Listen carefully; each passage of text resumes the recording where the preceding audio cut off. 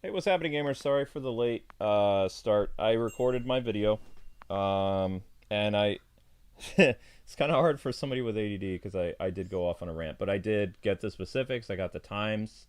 I have pictures of emails that I'm gonna have to like spend time like scrubbing out the names of the organizations and things like that. I threw Nagato under the bus, but like I don't want to have somebody from YouTube that's actually helping us accidentally get doxxed or something like that. So I got to take the emails and I have to market like the stuff out before I show that information. Also, I have to remember myself, I cannot show any dashboards and I can't show how much we make because that's a violation of YouTube's terms of service.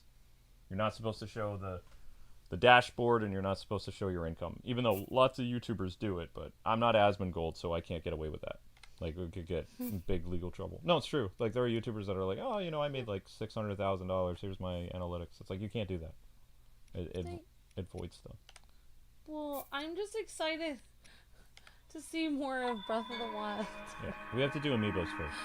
Yay! Because we have no... Amber's got some interviews open up, so she's happy. Although, not the interview that I wanted her to get. No. Yes, I wanted you to push the cart. Like the wheelchair thing. I Yes! don't want to do that! It's funny. No! Because then I can get you a jacket that says wheels on it. That'd be funny. No, I don't want to. Okay. Alright. So, yeah, Amber heard back from some people and she's got some interviews lined up, so yay. But, our Patreon is up there if you guys want to help. We had 6 new patrons join us while I was, like, making a video, so thank you very much, everybody. Thank you so much. We appreciate the support. Thank you, everyone. Amber's had a lot of coffee, so... but anyway, before... Yay! Yay! Yeah, this is what Amber was like when she had lots of coffee, but... Yeah! Yeah! So...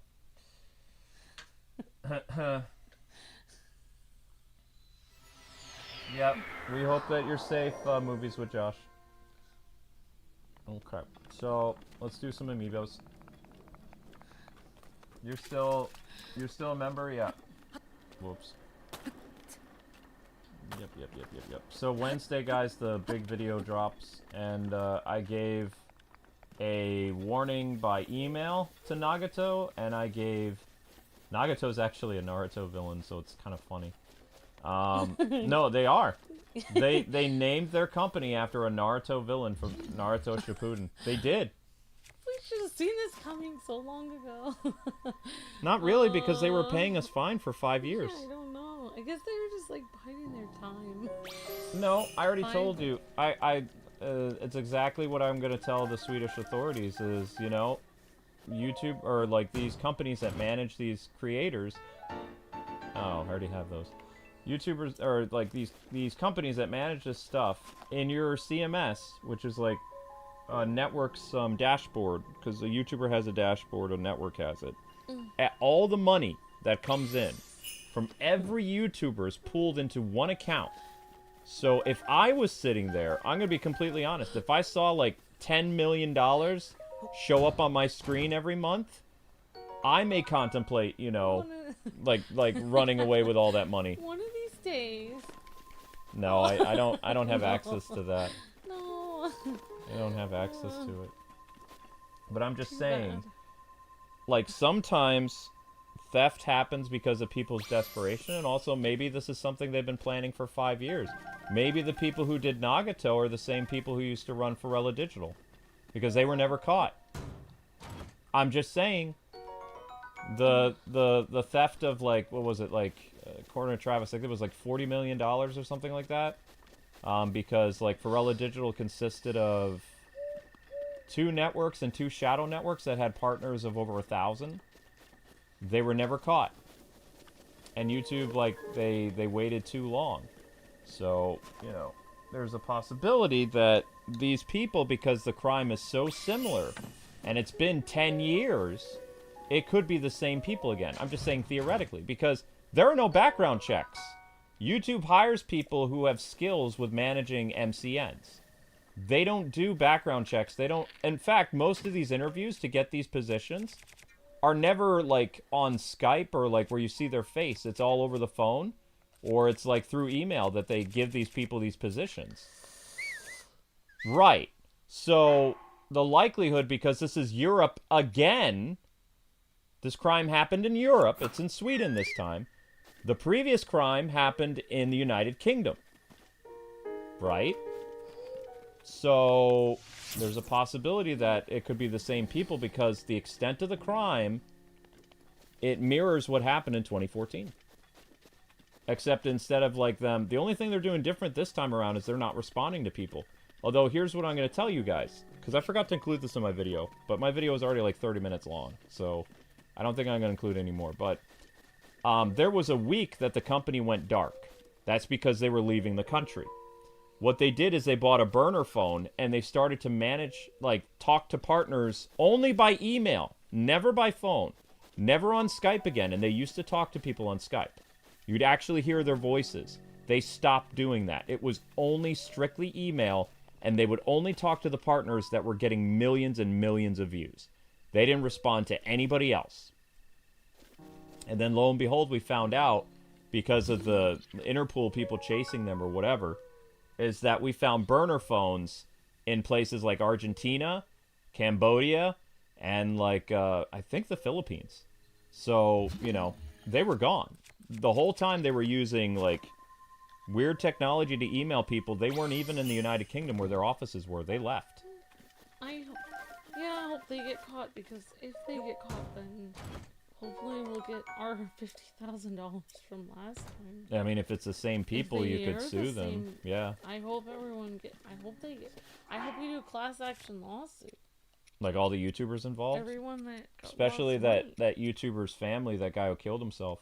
Like, their family could get involved with it, if it's the same people. But it could also be a copycat. You know? People on Reddit for years have been, like, you know, laughing at, like, there's been a couple of these crimes committed by multi-channel networks where they go anonymously on Reddit and they talk about this stuff. So it could be a copycat. There's no way of knowing. Oh my gosh. Right. But the reason why the Foxittle and Forella Digital people got away, and they tried to frame our friend, like Travis, is because, like, you know, YouTube was slow to respond. They were in communication with people for months, saying, oh no, payment's just late, it's fine, you know, keep doing what you're doing, keep making money, keep all this other stuff. They went dark for a week, and then they came back and they started urging partners, don't leave the network. But it was a week later. So if this company gets back a week later, it's the same thing. But I'm not giving them a week. I'm giving them till Tuesday. My video goes up Wednesday morning. I'm calling the Swedish authorities Wednesday morning. The same time the video drops. If we are not paid by 11:59 p.m. Eastern Standard Time, Tuesday night, June 24th, as soon as it, because in Sweden, after it's 11:59 our time, it's going to be 9 in the morning in Sweden on Wednesday. I'm calling the Swedish authorities. Exactly at midnight. Our time. I'm done. So that's the ultimatum. If they want to call it blackmail, fine. But it is what it is. They have to come up with a better way of doing this. Like, I think we should just, I mean, I don't feel safe in a network anymore. Of course not. Nobody, when I release my video, nobody who's at a network anymore, because this has happened twice to us. But do you know that this actually happens a lot to other YouTubers for years? Are we gonna go to a new network or what? Yeah, we're going to a Portuguese network, which is actually kind of cool. So. But then they could do that. There's always the potential. That's the problem. There's always, in the back of people's mind, there's always going to be the possibility this can happen again. I mean, I don't think we should go to another network. We don't. I've already talked to YouTube, and I'll tell you exactly what they told us. We are not big enough a channel to be managed by YouTube, so all the payments would have to be handled by an MCN. They can recommend an MCN in America for us, if they want, or we kind of burn the bridges with most of the American ones. We could try to go back to the Pennsylvania one. Pennsylvania's not going to take us. Well, I didn't want to burn the bridges. I was very cordial with them.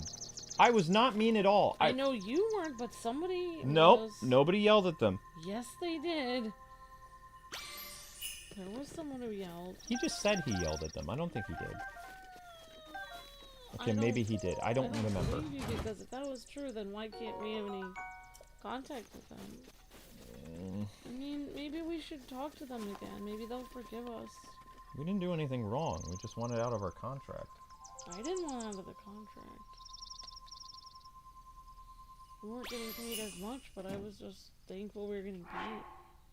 I know, but when we went back to that overseas market, we started to do better again. But how did that help us? Well, you know, I didn't know this was going to happen years later. But, Luke, This is not my fault. Luke, it is better to be paid less knowing you're going to get paid than to be paid by somebody overseas that could potentially rob you. You have a point. Whoops, what was that? Right, how many of these things do we have left? Because we have Maybe to... we should. I'm going to be praying that you go to the American network, because I can't do this again. We should just get paid something instead of nothing. I'll do what I can, honey. You know, I'll keep talking to YouTube about it. Because I haven't told them what I'm doing yet. Because even I don't know what I'm doing. Because in the back of my mind, yeah, I don't want to work with an MCN anymore. Because I don't trust them. Because this happened again. And I've heard, because of what I've been saying, people have actually come forward and told me similar things that happened to them. And they were a small content creator and they never received any payment when they were with an MCN. They were within an MCN for 6 months. They didn't get paid once, and they were earning at least like $400 or $500 a month. They never got their paycheck, ever. So that tells me that there's a lot of shady things with MCNs, and that YouTube has been sweeping this under the rug for years. The only reason we were ever paid is because we were probably a bigger content creator. So it's possible the reason why... I'm just saying theoretically. The reason probably why these big... My brain is moving. I think that the reason why we haven't heard a lot of stuff happening with Nagato and this other place is I think that they actually did pay their big content creators. And because we're smaller... Oh my gosh! Mm-hmm. Oh my gosh! Oh my gosh! Right. Oh my gosh! It's just the whole thing that happened with Maker, where because we only had 300,000 subscribers, they decided to take money from us because we were making a lot but had low subscribers. Wait, you're saying that they didn't steal millions? They just stole it from us? No, it would still We're be... the only ones they stole it from. Think of it like this, okay? This is how I'm going to explain this. So think of it like you have your CMS that has all the money in it. You know that you need to pay the big partners to, you know... That way, when smaller people... This is why these criminals are smart. When smaller channels complain that they're not getting paid and they're in trouble, the big content creators can be like, I don't know what you're talking about. I got my payment just like always. You know, they use the bigger content creators to go after the small ones so that when the small ones try to get help, you know, they're dismissed completely because the big content creators, the ones with millions of subscribers, they got paid. But everybody in between did not. I'm saying it's just theoretical. There has been cases, like with Foxittle and Pharrella Digital, where everyone had their money stolen. There was no, like, you know, PR where they were trying to play content creators against each other. How could you get away with that, though? Like, how could you get away with all that money? Like, where... You would put it in a bank. Would the bank ask you where you got that $1 million from? Well, Travis and I have a theory how they got away with it. I can explain it. Because... I worked at a bank, and you have to make a report. If it's over $10,000, you have to make a report about it. So they had to be reported that they had the deposit of over $10,000. $1 million is definitely over 10,000. Yeah, I'm going to explain, sweetie. But I'm saying that you have to report, the bank has to report that. Okay. So this is one of the reasons why Travis left the internet. But this was his theory years ago, and I'm stealing it. But how he says... people got away with stealing the millions in 2014 is basically what happened was they got everything like in the account, but they didn't put it all in one account. When they were fleeing the country, which they had time because they left their offices the day that they did the transfer, and then they split up. There were two of them. I forget their names, but there were two of them. They split up in 2 different cars and they went to 2 different countries. And then eventually they met up again, is what we have evidence, because they bought burner phones in like Argentina or something like that. Wait, let me finish, please, because I'll lose my train of thought. So what they did is, as they went to different countries, instead of putting the lump sum of like $30 million, they divided it up and they went to different banks within the regions. So it wasn't just like, you know, they went to one bank and they dropped all the money, or they dropped a substantial amount. They did like a trickle effect. And then that's how they got away with it. So when they came back, if they didn't get caught, there were multiple banks that had all the YouTubers' money divided. So when they were on the run, if they were arrested and the authorities are like, where's all the money? They could tell them one bank account, and then when they get out of jail in like 10, 15 years for fraud, those other bank accounts have the money scattered around. Like jewel thieves and other people do this stuff all the time. They use Swiss bank accounts. They do all kinds of stuff. They divide the loot. So that way because a lot of them think they're going to get caught, and they do get caught. So then they just, when they get out of prison, they go to that bank and they get the money. They serve their time for like, 10, 15 years. We don't know if they actually got arrested. We don't know what happened to them. It's possible they could be in a Turkish jail somewhere serving their sentence, and then they're going to get out and get the money. We don't know. There's no information. They disappeared.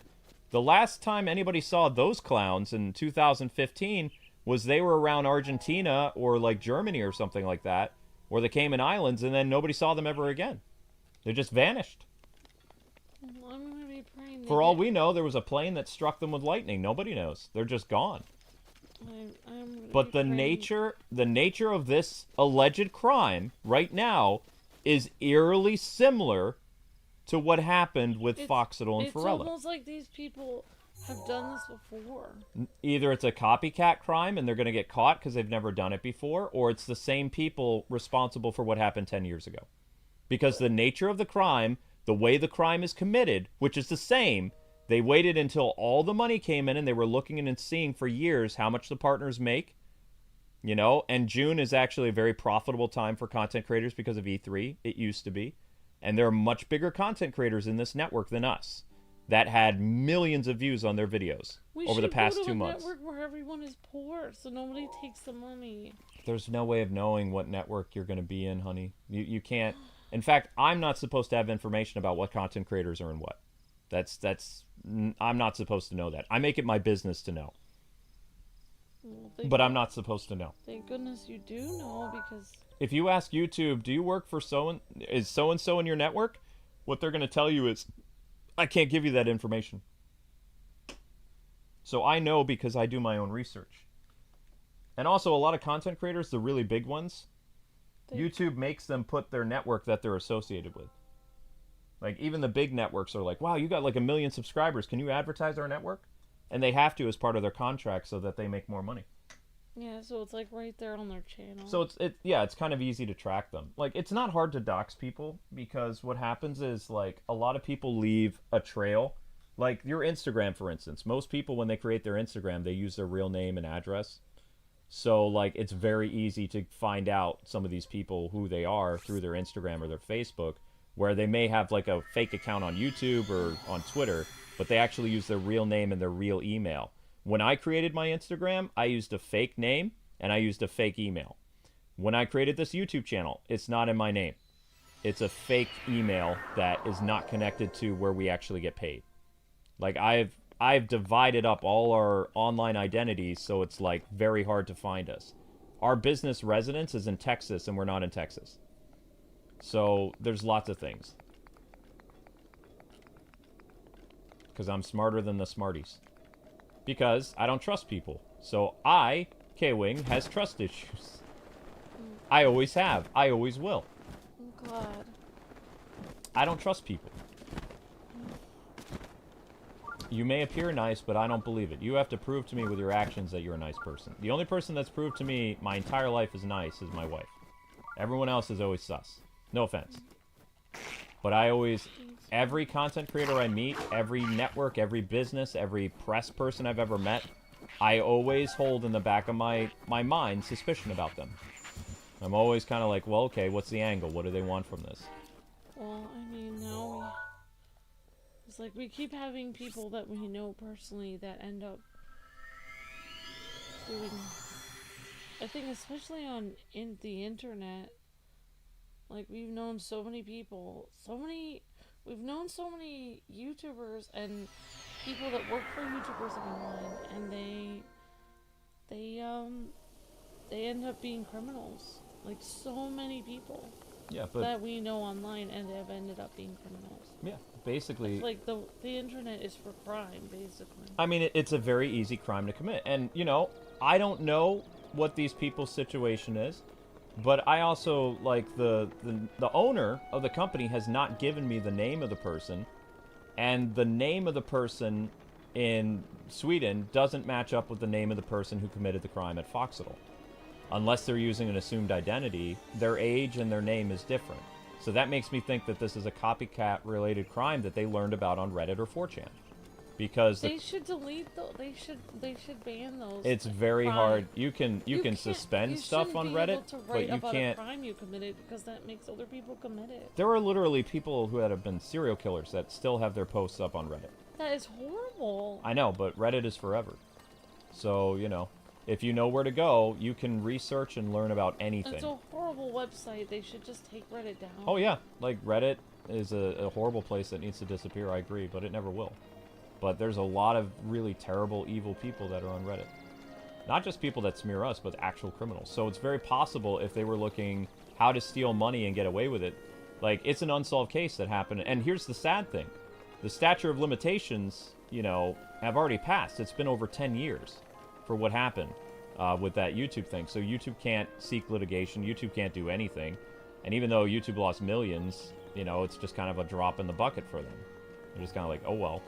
But there were people impacted. There was somebody who unalived themselves. There was a lot of fallout that happened because of it, and they don't care. And the fact that the reason why I made the video that I made that's going up on Wednesday, because you know, Amber came in when the mic was hot and I was recording.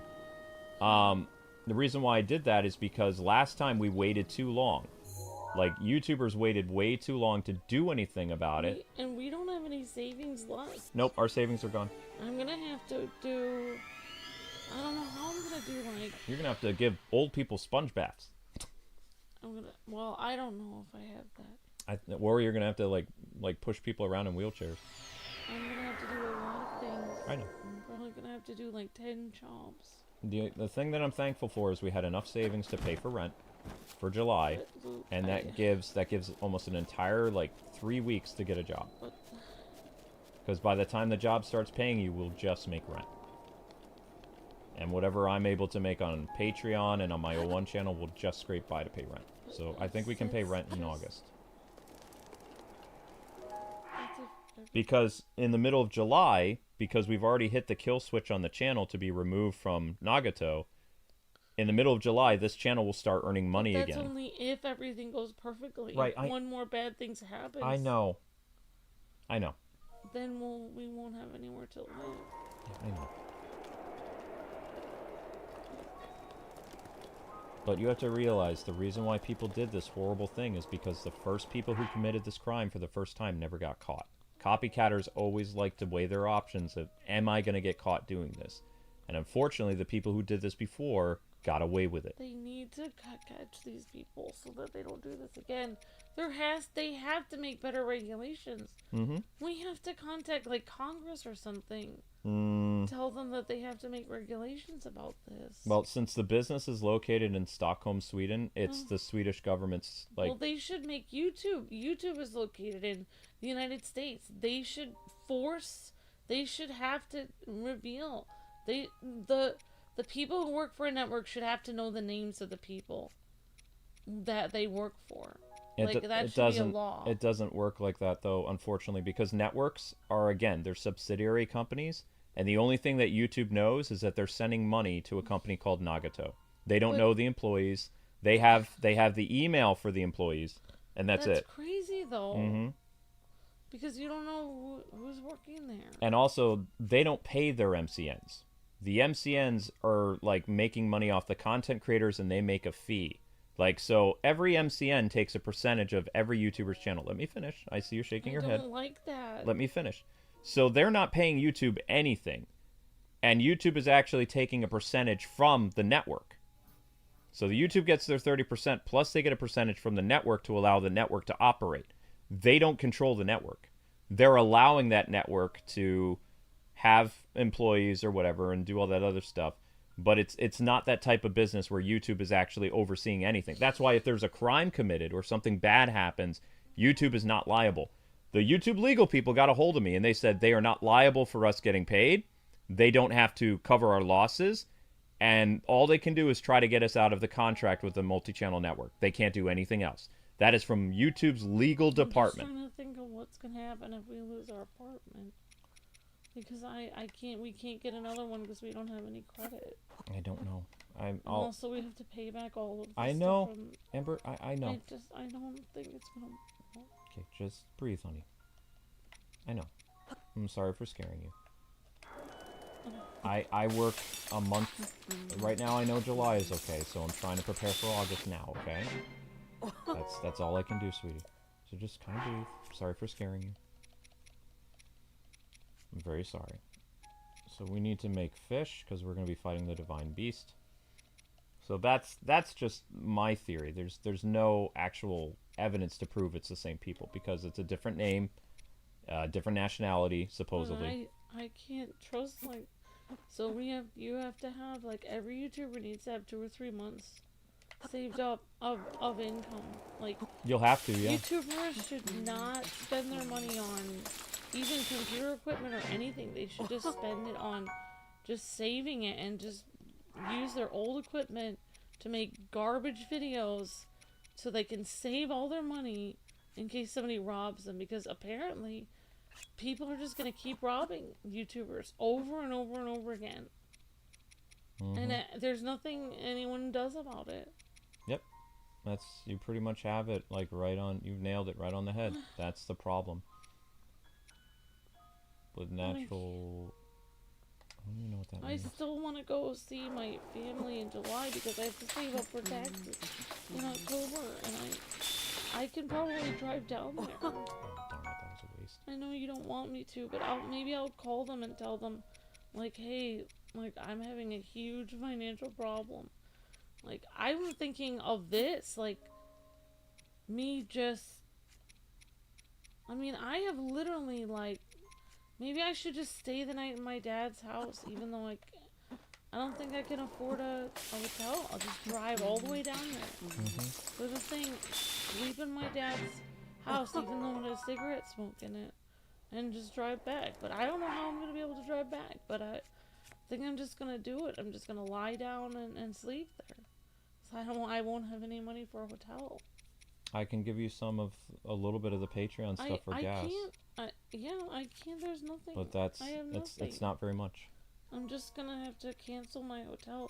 I'm just gonna have to drive down. I'm gonna have to drive down at 3 in the morning. Also, I'm gonna have to figure out. I'm gonna have to talk to these people. I don't know if I'm gonna lose my opportunity for a job because I'm asking for time for my family. So I guess that's what I'm really mad about. Is I really need a job right now, and I have to ask my family. I have to ask for that time off, and it's so frustrating to me. I didn't even ask. I haven't even talked. I was supposed to talk to my dad today, but I'll just tell tell the people that I'm applying to that I don't know what time it's gonna be sometime in July, and then I have to drive down there and I have to drive back. Because I can't afford a plane ticket, and even if I found a cheap plane ticket, it's gonna be $100 both ways for a taxi from the airport. I can't afford that. I know. I'm just gonna have to drive to home. I know. So that's why this is the thing that makes me angry, is because I know, because family's police officers, right? I know that in a crime that is this sensitive and this shady, that you have to act quickly, and I'll tell you why. Surveillance equipment, people think that surveillance equipment as a police officer, when they get a hold of stuff for a homicide or like a robbery or a kidnapping or whatever, they go and they pluck the security footage that's around the area. It's only 24 hours. The reason why they grab the security footage is because most security footage is only 48 hours before it records over. Number 2, there are some cameras that last for a week. But after that, they record over it. It's not like there's a big database somewhere that most companies have like a server that's storing all the security footage. Because, usually nothing happens. But if something actually happens or a person leaves an office or whatever, that stoplight that's right in front of that building in Stockholm, in a couple days, that thing is going to be erased naturally. Like, all that stuff has to be... That's why detectives sit at their desk and they watch over this footage, like, for over 48 hours trying to find people, is because, the footage that they got, they're very lucky to get that, but you have to jump on it. Like, it is a time-sensitive thing. Otherwise, people disappear and it's hard to find them.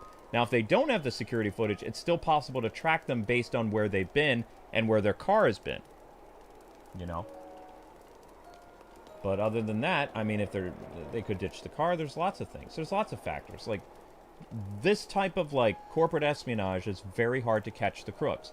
But the longer you wait, the harder it gets. YouTube should have mobilized people on Thursday, not what they're saying. They're not even saying Monday anymore. And the owner of that company, when I alerted him on Thursday morning, he had Thursday and Friday to actually get the authorities involved, and he wanted to wait until Monday when they came back into the office. I think he's still believing that they're No. good people. Nope. The message that he gave everyone to tell them to urgently, like, leave the network, It implied that he even said, I'm concerned. Because I talked to him first, and he said, hey, man, just so you know, we haven't gotten, like, the payment from them either, and, well, there could be, like, multiple factors. I wouldn't worry about it too much. I'm going to contact them, and they'll get back. The same day, when I was sleeping and I woke up, the first email I got from him was, there's a problem. I can't reach them. Unlink your channel. Right, yeah, so he changed his tone. He changed his tone immediately. If I could snap my fingers, I would snap my fingers. It was an immediate change. Yep. And that's why I was like, it's happening again. That's why I was like, okay. This is going to be a normal thing. Like, this is going to be a normal thing. Not if there's consequences for it. The reason why these people got away with it in 2014 is because the investigation didn't start until 3 months after the crime. It did not. There was no investigation from any of the countries until 2015. And the person who called on them was their own mother. And then where did they get them? No, never got them. But the mother was the one who called the police. She called it on her own kid? Mm-hmm. Well, her kid was stealing money from the family, too. Oh, my gosh. Mm-hmm. But it wasn't YouTube who called people to help. It was the parent of the person who was 18 years old. They had an 18-year-old running a very sensitive company, which, yeah, people don't understand is, like, multi-channel networks, they hire 18-year-olds to help run YouTube partners. It's not people in their 30s or 40s or people with experience. It's kids off the street. And you're going to tell me that kids off the street aren't going to be tempted to steal millions and millions of dollars? The system is broken. That's crazy because, like, the kind of, like,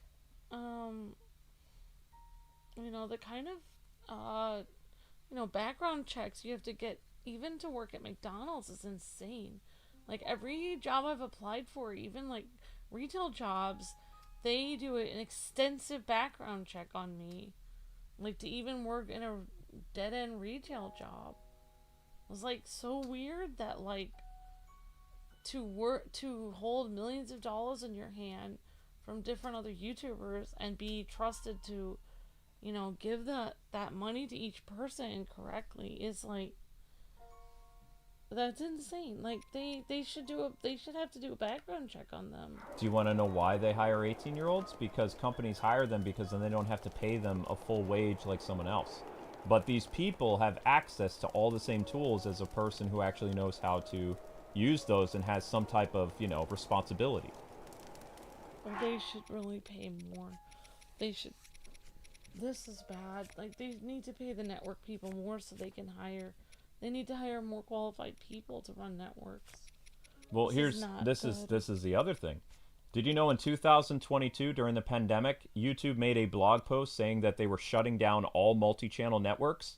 As of 2025, 65 multi-channel networks still exist, and still have hundreds and thousands of partners around the world. YouTube promised the public, based on instances like this where MCNs were not paying YouTubers, that they were going to shut down those subsidiary companies. They did not.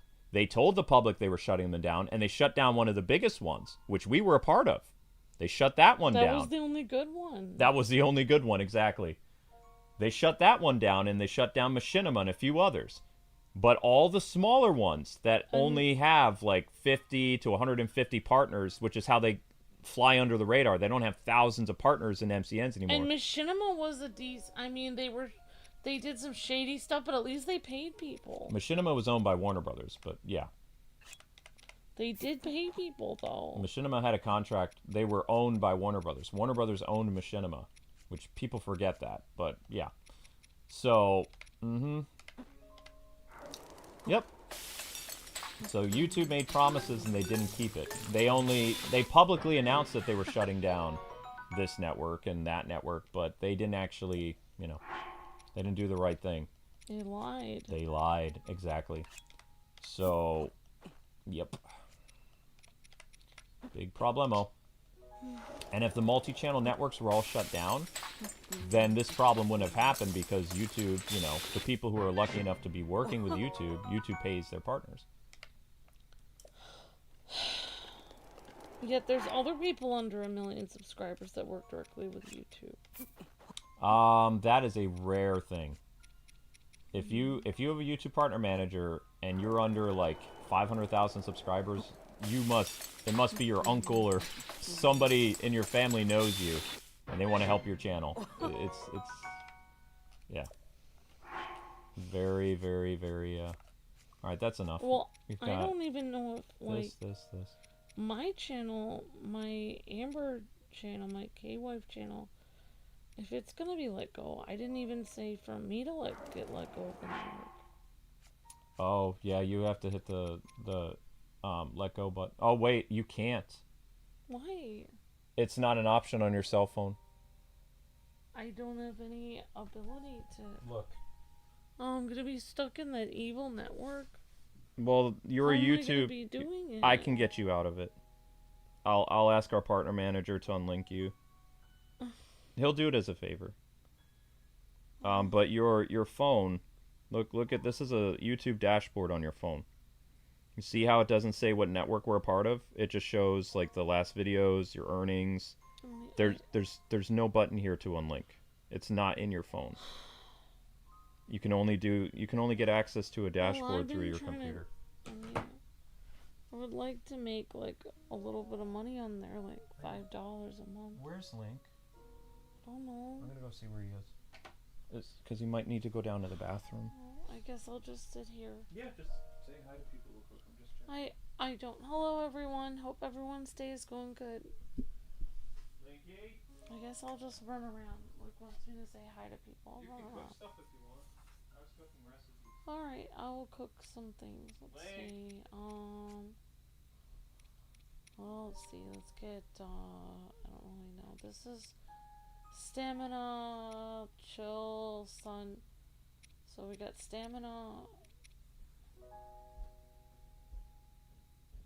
Buddy, where are you? I didn't get out.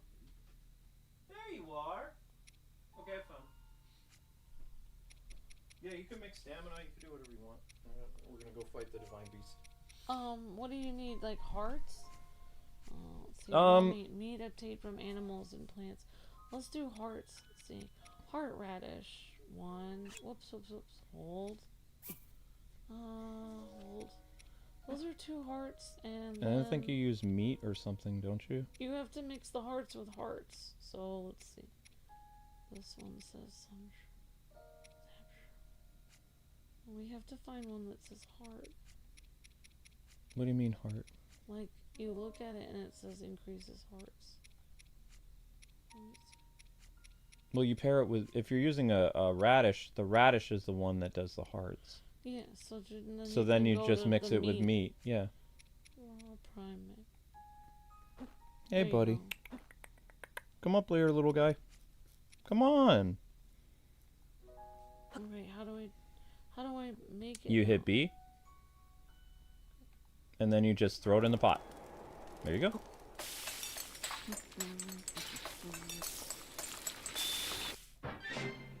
Alright, we got plus 11 hearts. Full recovery plus 11 hearts. There you go, Luke. You can cook a little more, and then I'm gonna go fight the divine beast. Hey, wait. How do I cook? I don't know how to hit do start. this. Then you grab the radishes again. Let's see if we can do like an armor thing. I've made lots of armor. Very hard when it cooks to prepare a dish. Okay, so we'll just do more heart thingies. Big heart. Hey, buddy boy.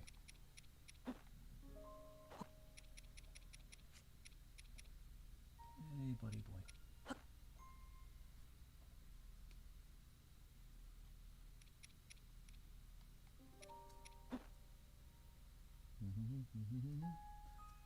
Alright, ladies and gentlemen, we need you to watch the shorts if you haven't already.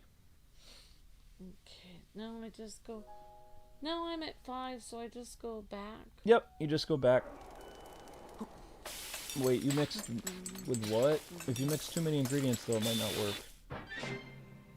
Oh, okay, there you go. Heart meat skewer. And you got like 11 plus, like, that's good. I'll need that when I fight the boss. Yep. Let's see. Do you want like an armor one? You could try to make one armor, and then I'm gonna go do the divine beast. Let's see where the iron shroom is. Yep. Hey guys and gals, we need you to click the shorts There's to have that run in the defense. background, okay? Defense.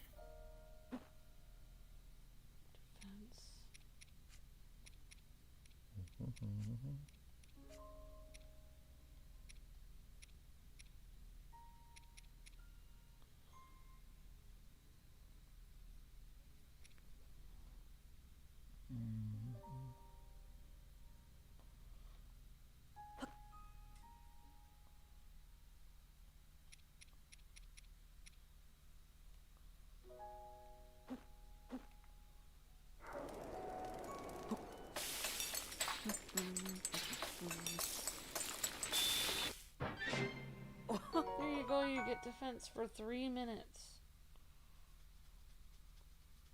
Do you want to try attack? Hmm? I did Wait, defense for 3 minutes. There's an attack boost? Yeah, okay, watch. Go here, now watch. So you go to the one that says attack, so... let's see, so this one... Let's see. You go to where it says attack. Raise your shroom! So it says... When cooking, it will increase your strength. Oh, that's strength. Yeah, I think that's your strength. Okay, so let's go attack. And I think one of these.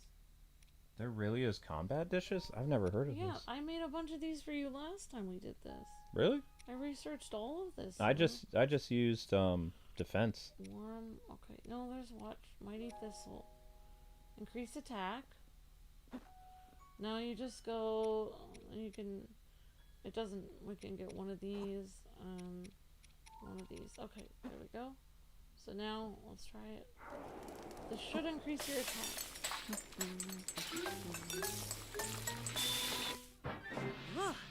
Wow. So attack is increased for 3 minutes. Okay, alright. You can also do it for swift, and you can also do it electric. That's really cool. That is very cool, actually. Thanks. That is very cool, Amber. I didn't even know there was I attack. made you a bunch of those last time. See, I got you. There's So we have one defense that can do 7 minutes, and the rest are 3 minutes. Okay. That's perfect. That's fine. That's all I need. I can try to do some. I can look up the defense ones. Yep. Hey, guys and gals, we need you to watch the shorts because the channel is dipping dangerously below 1,000 views. So I'm going to be busy fighting the Divine Beast, so I'm going to need your guys' cooperation to watch the shorts and have those run, please. Okay, it is time to face the Divine Beast. Normal arrows won't put a dent in those cannons. You'll need to hit them with bomb arrows. They are a precious commodity, so don't expect me to do this again, but take these bomb arrows. Okay. Yay, bomb Also, it'll be cold up there. You want to prepare a warm meal or bring some warm clothes. You could make a warm meal. I'm Oh, ready. do you have warm clothes? Okay. I don't really have a lot of warm stuff. Do you want me to make a warm food? I don't think I have anything for warmth, but you They can do try. have warm food. Let me show you. Okay. So you just go to where it says warm. It's very easy. Okay, so just go where it says warm.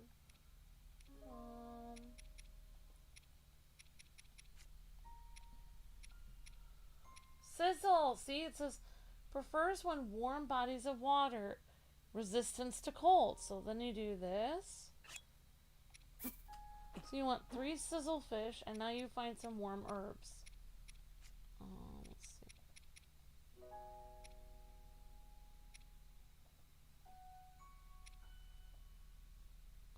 So we could do a sun shroom, and now we look for another herb that's warm.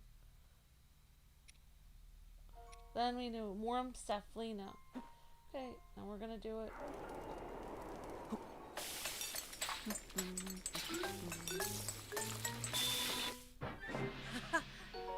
There you go. Cold resistance. There you go. Now we'll do it again. So you're gonna do the warm fish.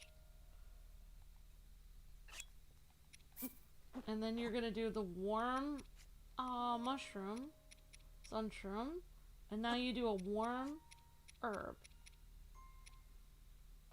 Now you put it all together, and there you go. Warm. You can do it again if you want. That way you always stay warm. That's 12 minutes. That's... Then you can do it again if you want. So yeah, you can make one more warm one. Do sizzle fish. I didn't even know the fish could do this. Yep. And then you do the warm mushroom, so you go with sun shroom. And then you do warm cephalina. And then basically, the only reason when it turns into mush is if you put a cold element with a warm one, then it turns into mush. The elements have to match, so you always check. Like, you put an herb that makes warmth, you put a fish that makes warmth, and you put a mushroom that makes warmth, and it always works. Can you make something that'll help cool you down when I go to Death Mountain? Yes. Because I only have, like, usually 2 minutes of, like, protection against hot. Okay, so you would go to... It says heat resistant, so you do this. 3 of these. Mm-hmm. Now let's find a heat resistance mushroom. So this is razor shroom. Chill shroom. Stay cool. So there we go. There's a chill shroom. And now find a chill herb. Chill herb? If you can't find a chill herb, you just add another chill shroom. Oh, that's a silent princess. So we don't have a chill herb, I don't think. Cooked in a dish. Cooked power. Speed. Nope. There's warmth, but there's no chill.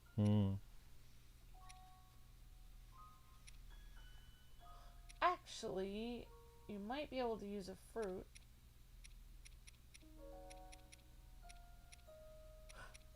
Yeah, so we'll just do another chill shroom. Okay. So we did 3 chill fish, 2 chill shrooms.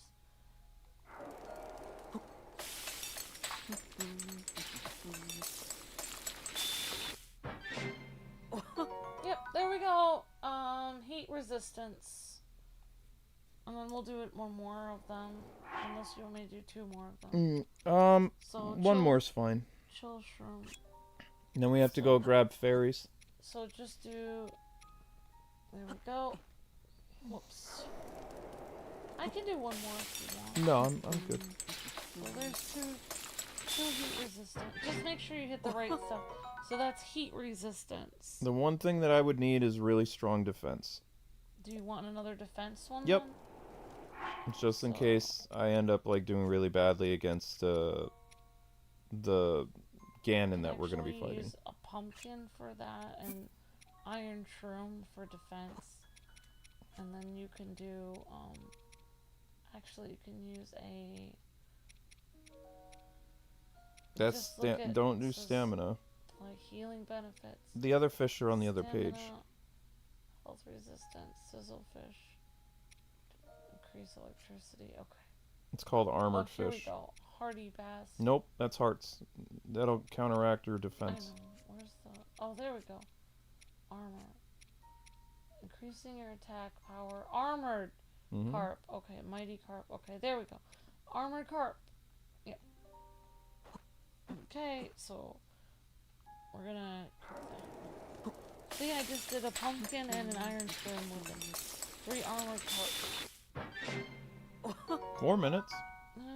It's alright. You could try one more. Yeah, we can try one more. Let's see if we can actually do iron shroom, pumpkin.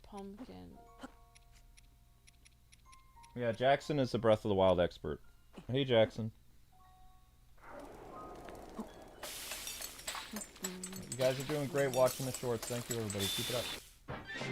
Remember, if you want to help the channel, hit up our Patreon. Just throwing $1 our way really helps. Because this channel is not receiving any income until July 15th, I believe. July 20th, July whatever. So it's a while. All right. I don't even know what income we're going to be receiving then. It would be in a new place wherever YouTube sends us. It wouldn't be a month rent though. It would be like a third of a month. No, it would make a month's rent. Like 15 days of income. So. Yes, 15 days of income would be a month's rent. Still wouldn't pay the rest of our bills. No. So even when we receive income, it's not going to be enough. That's why I have to get a job tomorrow. Maybe. It's kind of interesting that Donkey Kong comes out on the 17th when on the 15th will be released.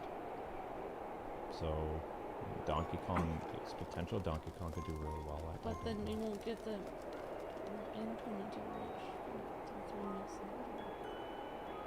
Yeah, I think that wherever we go, it's gonna, we won't have the option anymore to do like the payment on the middle of the month. It'll go back to the 30th like every other YouTuber.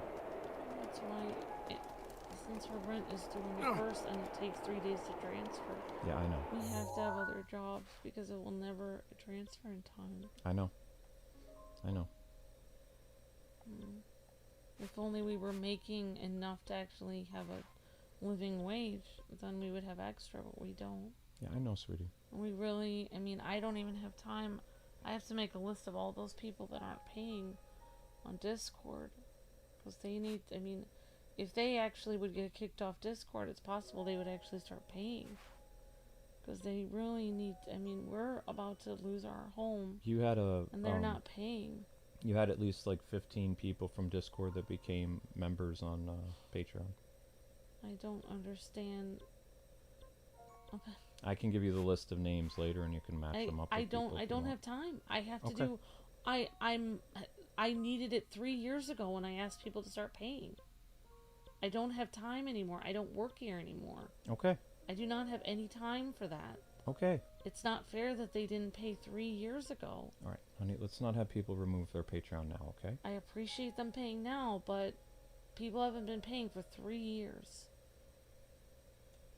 And I can't work here anymore. Where is Kakariko Village? Oh, there it is. It doesn't matter, 15 people on there. There's 200 people that aren't paying. I know. And I don't have the time and energy to go over all that. I know. Let's focus on Breath of the Wild right now, okay? Hello, Linky. Alright, so we need to grab some fairies, or probably not going to do well against this boss anyway. So, it's always good to have a backup. And I don't think I need my bombs. Don't really need the amiibo drops. Well, I could bring Wolf Link into this, maybe. Because we're probably not going to see him much today anyway. So, is it possible to bring him in? I was supposed to turn in all of my tax information to my tax professional by the end of the month. I will not be able to do that now because of all of this. Yeah, I know, Amber. I do not have time to go through and mistakenly see who's not paying. They should have been paying to begin with. I shouldn't have to do that. It's not my job. I know it's not your job. My job was supposed to be just hanging out on the channel, but people continue to do the wrong thing. Alright, so we need to grab fairies. But yeah, people, do not super chat on the channel. If you want to help the channel, please use our Patreon. Oh no, the wolf is going to make the fairies leave? Oh no. No, no, no, no, no, no, no, no, no, no. That's a bad idea. No, no, no, no, no. We can't have the fairies leave. I need the fairies. I need the fairies.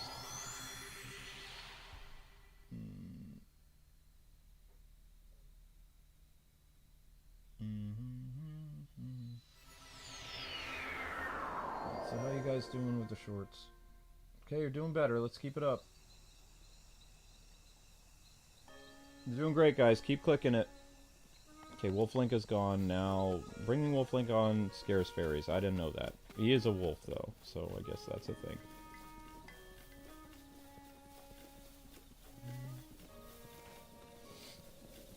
Okay. Hello, Linky. Thank you for being a good boy, Linky. Appreciate that. Okay, here we go. Nice and easy. Don't have any stealth armor. Aha! No, no, no! No, no! Don't run! Don't run! Don't!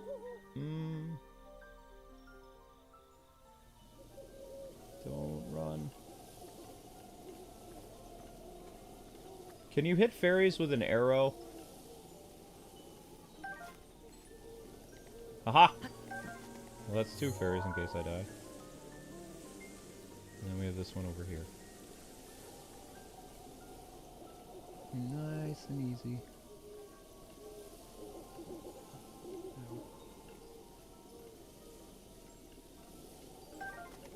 Okay, that's 3 fairies. I mean, it's better than nothing. I don't have a full group of foes, though. I can try over here in Terrytown.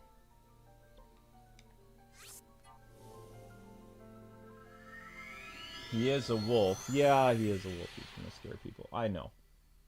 Alright, you guys are almost up to 1,200. Keep it up. Remember, guys, tonight is also the special Batman stream on Steam. So, Batman Arkham Knight, 10-year anniversary Steam.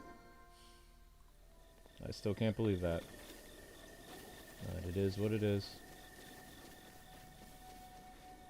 Oh, he's already there. Alright, the other fairy is over here.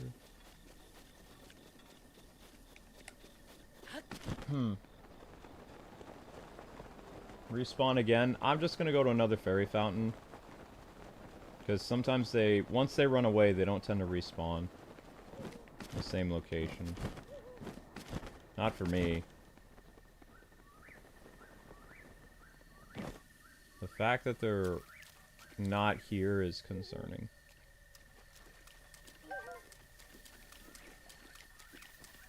Okay.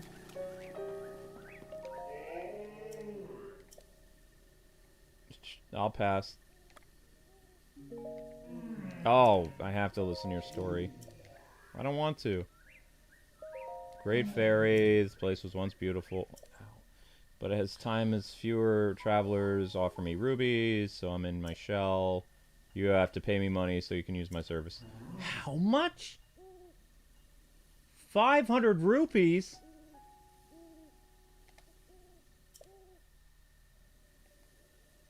$500? Oh my gosh!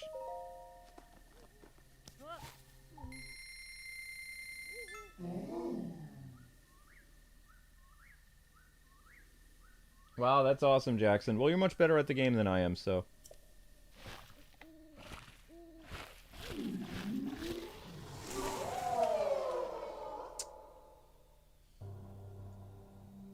I can't believe 500 rupees. That's nuts. I don't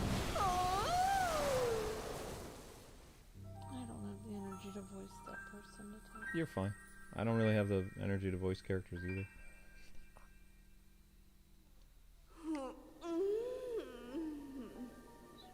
It's okay. You're the one. Release me. I was expecting someone bigger, I guess.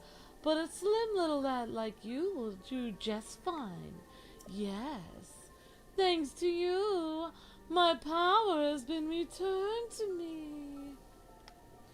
And I think you'll agree, a good deed deserves a good reward. Thank you. What you want? I can enhance your clothing, but I require the necessary materials to do it. With the power available to me, I can enhance your clothing a fair amount. Please, choose some clothes for me. You're telling me you want me to enhance?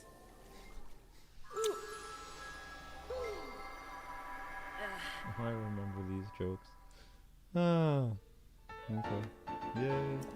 There we go. Any other clothing items you want me to enhance?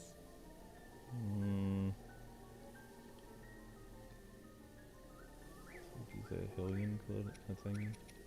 I guess. Did I say it? I said it wrong. One moment. I said it wrong.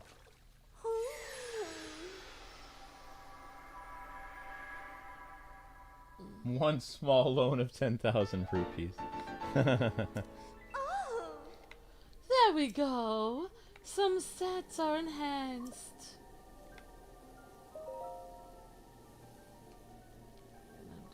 Okay, thank you, baby.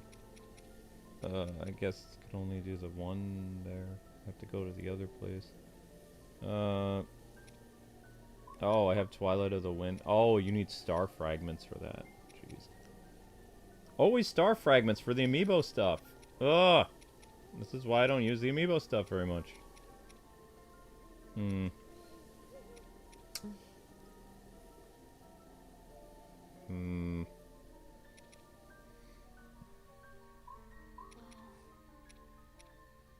Oh, I'm just...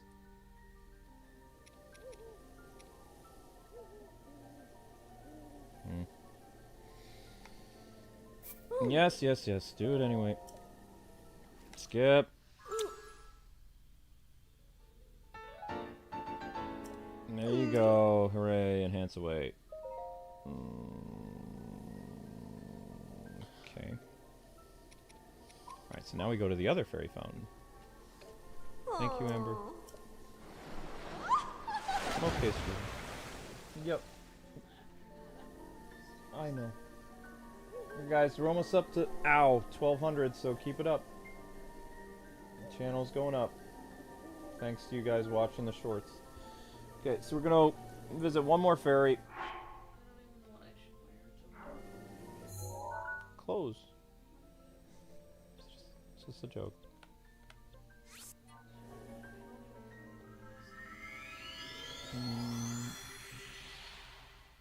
Trying to think. Like, I think... Doesn't matter, Luke. I was just talking. I like when you talk. And what time is your interview tomorrow? Because I don't have a podcast thing anymore. Okay. I have no podcast on Monday, and I have no podcast on Tuesday now. Yeah. Oh, the first one canceled, like, earlier today, and then the second one canceled before I live streamed for the first time.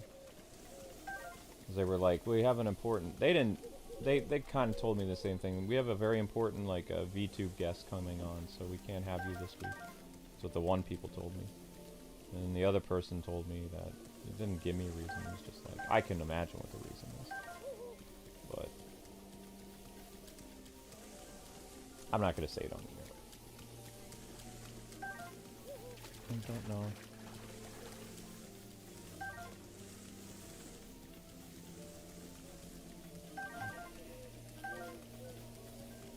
That's my one regret that I've had is like they created all these cliques.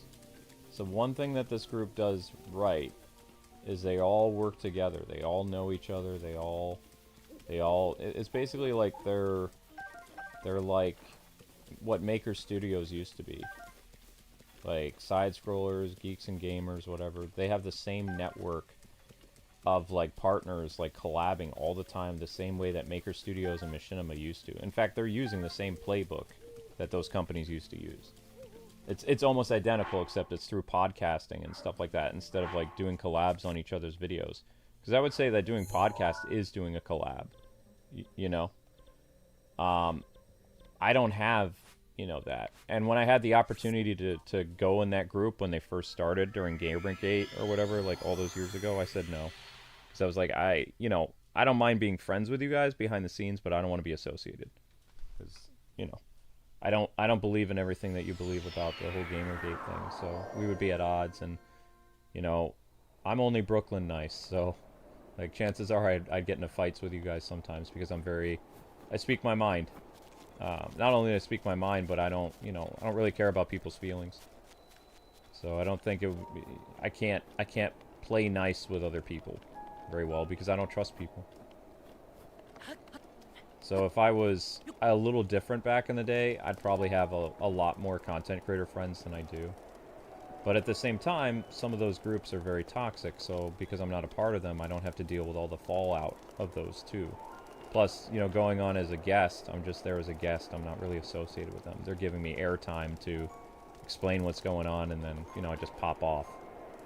It's no different than, like, if a correspondent from, we'll say somebody who works for, like, the Democrats or something, and they're on Fox News, like a correspondent, and then they go to another place to talk about stuff, or a Republican ends up on CNN talking about something. It's kind of that thing. Like, you're a guest, you're there, you're telling people what's going on, and then you go to the next trade or next television station or whatever. That's what the podcast opportunity I had was. I was going to be on multiple podcasts discussing what was going on with YouTube, and they all said, can't do it this week.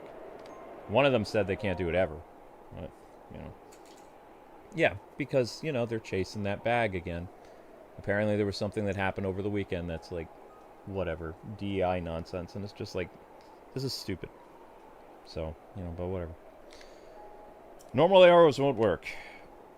Don't forget the bomb arrows. Where are the bomb arrows?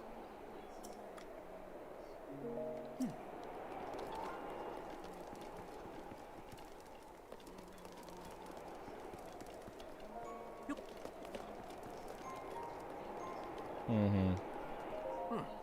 Well, you might actually get the job there. Their stats. Alright.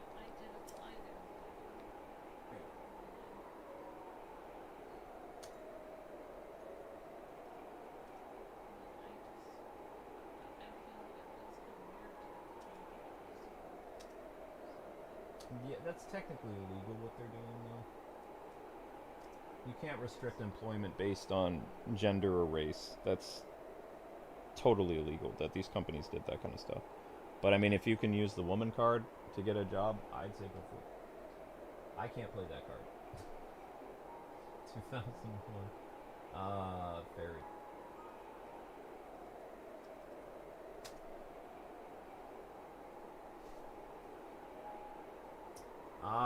What are you doing with Arkham Knight tonight? I am playing the story. Just the story.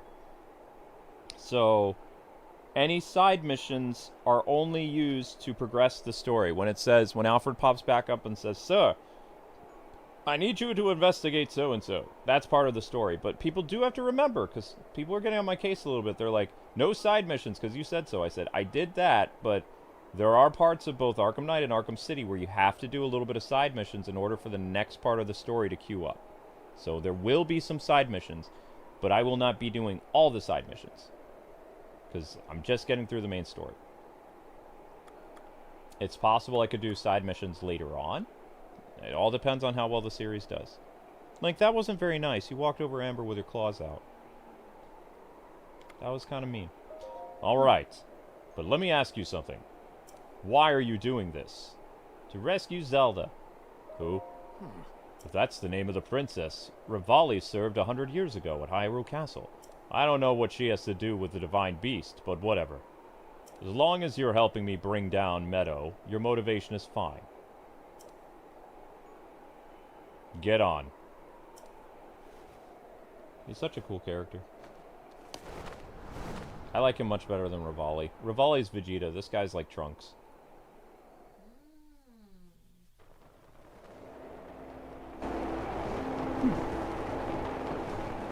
Alright, it's showtime. I feel like I'm gonna freeze up here.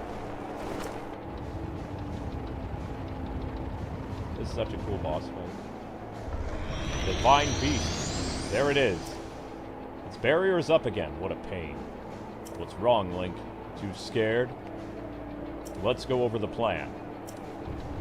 You see those cannons? Blast them. Use your bomb arrows. Destroy the cannons. Got it? You need to withdraw for a bit. Just spread your cloth and float straight up. I'll be right there. I'll take that as a sign you need help. Don't bother aiming for anything covered up by the barrier. Whatever you do, don't get close enough to touch it. And finally, I know I've said this a few times, but don't forget your cold protection. It's like your mom bundling you up before you go outside as a little kid in the wintertime. They're going over repeating points. We can move whenever you're ready. Let's go! Alright. Now, blow up those cannons, Link. Here we go. It's targeting us. Yeah, I'm good. Missed me!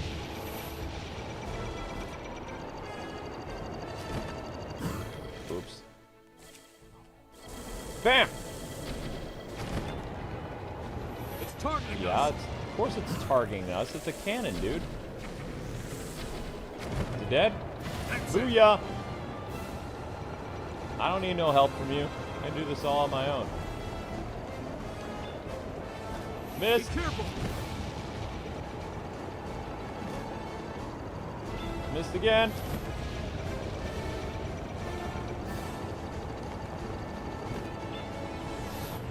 One. Two. Be careful. Beautiful Nice music. Alright, that cannon's toast. Moving on to the next one. I think there's like 4 cannons or something like that. This is the easiest one. This is cake.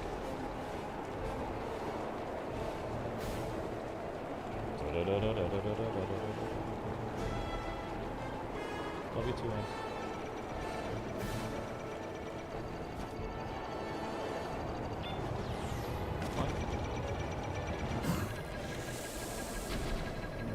Nope. Happened because there are evil people in the world, honey. One more. They, you know, if they think they can get away with something, they're gonna do it. Just like the people who DDoS us, they think they'll never be caught. They think that they can keep doing it and there'll be no repercussions for it because it's just the internet. And someday, they will be caught because every criminal is caught. They don't get caught right away, but they do get caught. A very famous example of that, that movie that Tom Hanks and Leonardo DiCaprio are in, about a gentleman who basically pretends to be all these different people and steals money and stuff like that. You know, he was running from the FBI. Catch me if I... Yep, yep, exactly, that movie. Eventually the guy got caught and he ended up working for the FBI. You know, after he went to prison or whatever. But he did get caught and he did go to prison. It's only a matter of time. Well done, Link. That thing is history.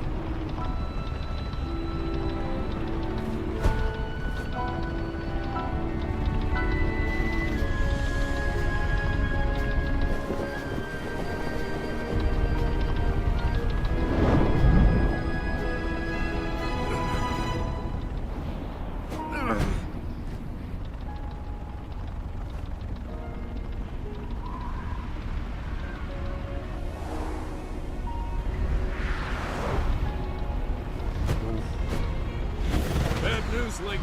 It looks like I got hit pretty good back there. I think I need to get back to the flight range. I just hope that I can make it back. You head down to middle. Good luck. It's all you.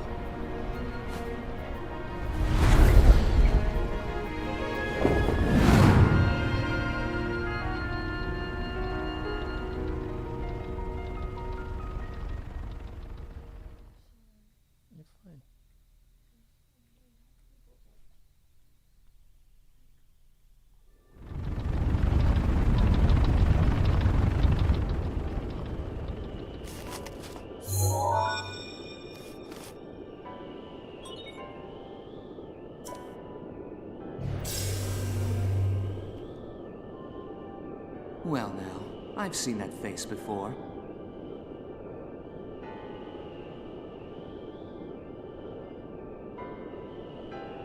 I had a feeling you would show up eventually, but making me wait 100 years is a bit indulgent. You're here to wrest control of Meadow away from Ganon, correct? If so, then the first thing you'll want to do is find yourself a map.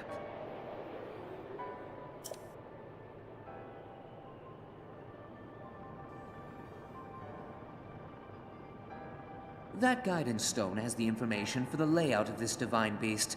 Can you make it there? Okay, I might have a little problems with this divine beast. I don't remember. Do the best I can. But, I mean, we've got time, so, yeah. I just wanted... I'm flying on a plane, so I just thought about something dark. Amber was asking me something, and I was just thinking to myself, there were a lot of plane crashes in 2014, 2015. The overseas and stuff like that. It's very likely the reason why these guys were never caught. I was thinking, like, they could have gone down in the ocean in any of those countries that they were around at that time frame in 2015. Because there were several plane crashes that occurred, as well as there was one ocean liner, like one cruise ship that sunk in 2015. So, the reason why authorities maybe never caught them is karma caught up with them. I know you want your money back, honey. I'm sorry. I know. I know. I know.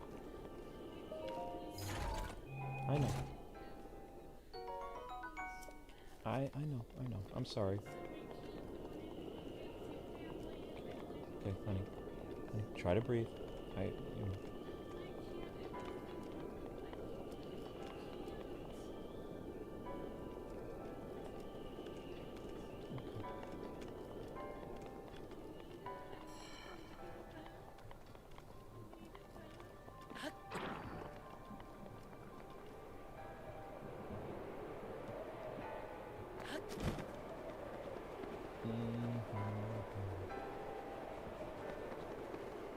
This is not right. I'm already lost.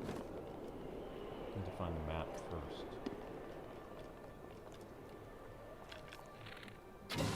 I love this new controller. The Switch 2 controller is amazing. Like the Pro controller, it's... I don't know. It's one of the nicest controllers that I've used in quite a while. Feels really good.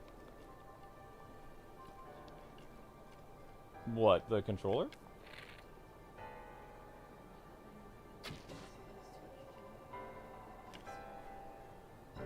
Yeah.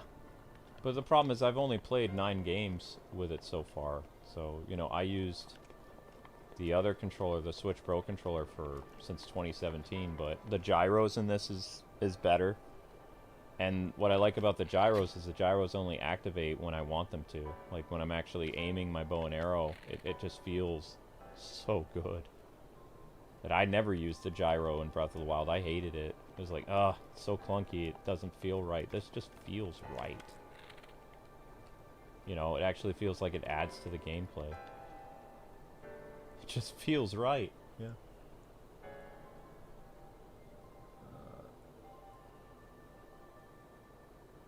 Yeah, sorry for getting dark, guys and gals. I was just thinking to myself, like, you know, maybe that's the reason why they were never caught, is they're already dead.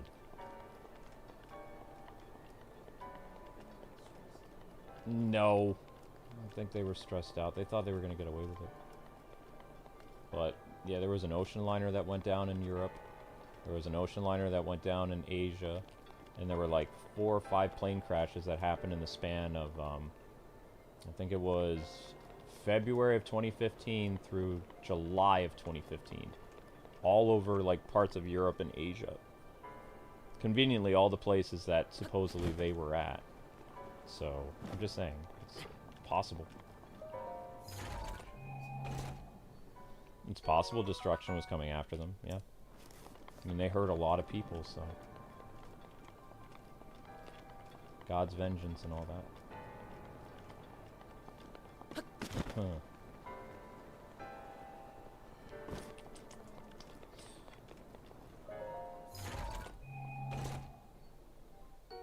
Oh, I did talk about something dark and you weren't paying attention. That's fine. Don't mind me. I'm just here, trying to find where the map is.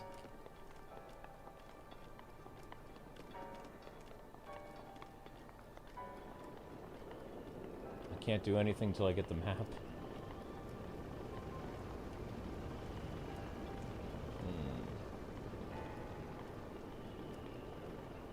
To quote Todd Howard, it just works. Oh, that's funny.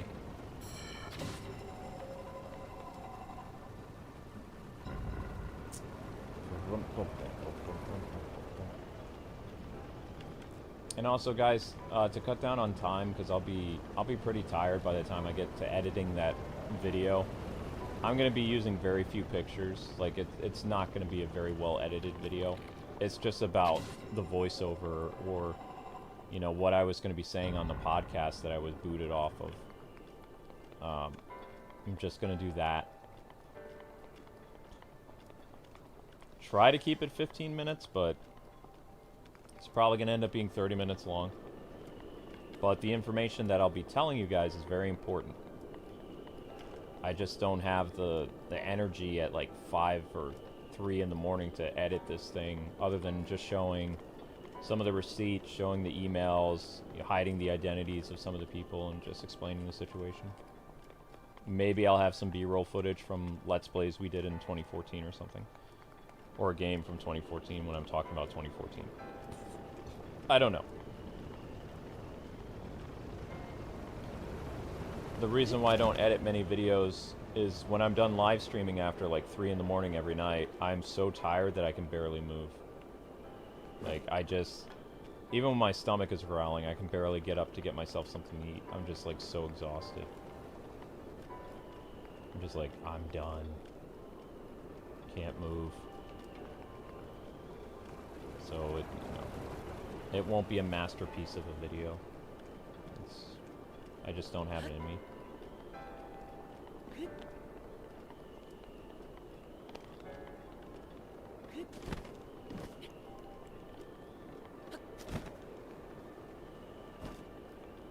Probably just be easier to record footage of me driving around in the Batmobile or something, I don't know.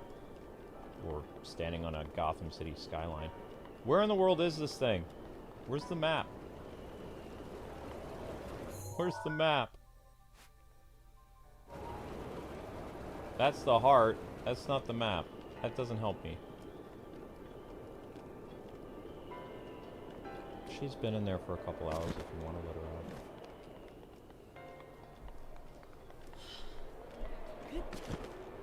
I've been watching her.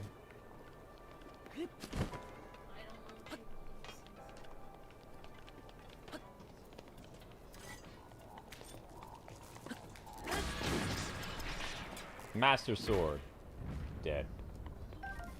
Alright, I think we found the map. Dun da da da da.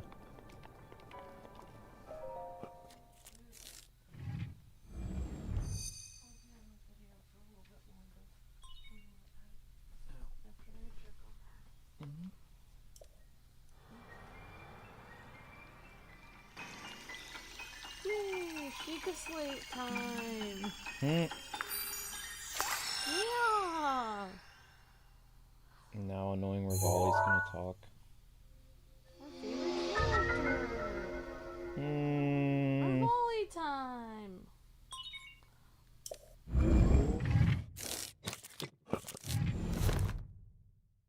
You'll need to look closely at your map of the Divine Beast. The terminals that will activate Meadow are marked by those glowing points. You'll need to activate all of the terminals to take back control. Think you're up to it?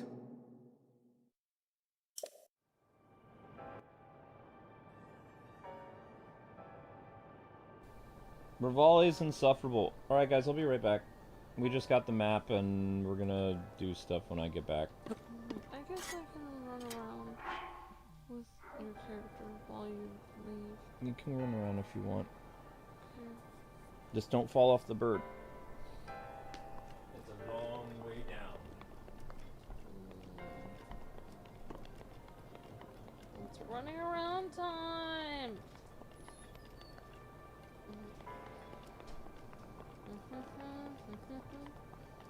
Oh, so I guess Luke is going.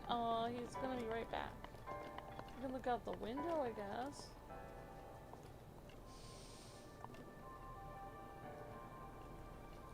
Oh no, Link is too short to see out the window. He's so short. And on this side we have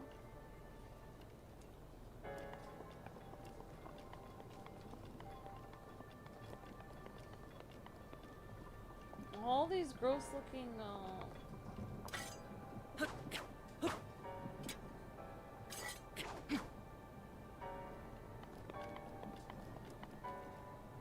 man, I already have I can't really use the Guardian Sphere. I actually don't remember how Link jumps. I mean, I already have my sword, so I don't want to pick that up. I'm gonna drag my sword. I've been kind of hanging out, looking out the window, Luke. Yeah. But Link is too short to see out the window, so you can see his face comes right up to the... He can't even see Link out. tried to look out the window. You can't see how... I gotta admit, that is kind of funny.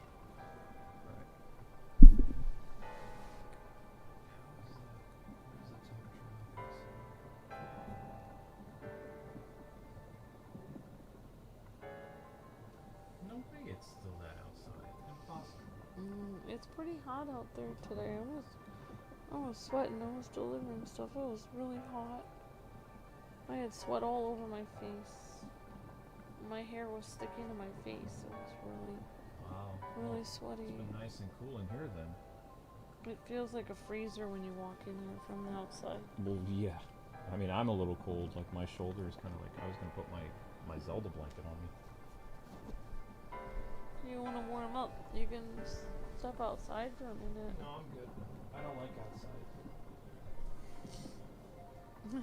Just thinking of the song from the Hello Dolly out there. There's this song the two guys sing. They're stuck in this warehouse. They work in this warehouse for Mr. Van de Gelder, and all they do is count all of his things that he has. So they have to count all his cans of food and all this stuff, and they work for him. He's basically like Mr. Scrooge.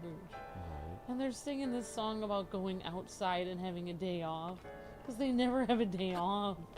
So they have this song like, out there, there's a world, like out there. Like they have no, like, they never get to leave the warehouse. They have to work there all the time. They never get to leave. But what they do is they basically, in that movie, what they do is they take their savings.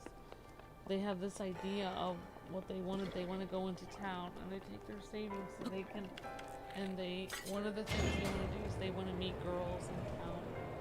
And like, basically, I forgot what the reason is. I think it's because like Mr. Van de Gelder was particularly mean or something, and then they decided, you know what, we're gonna, break out of this prison cell and we're gonna go out on the town.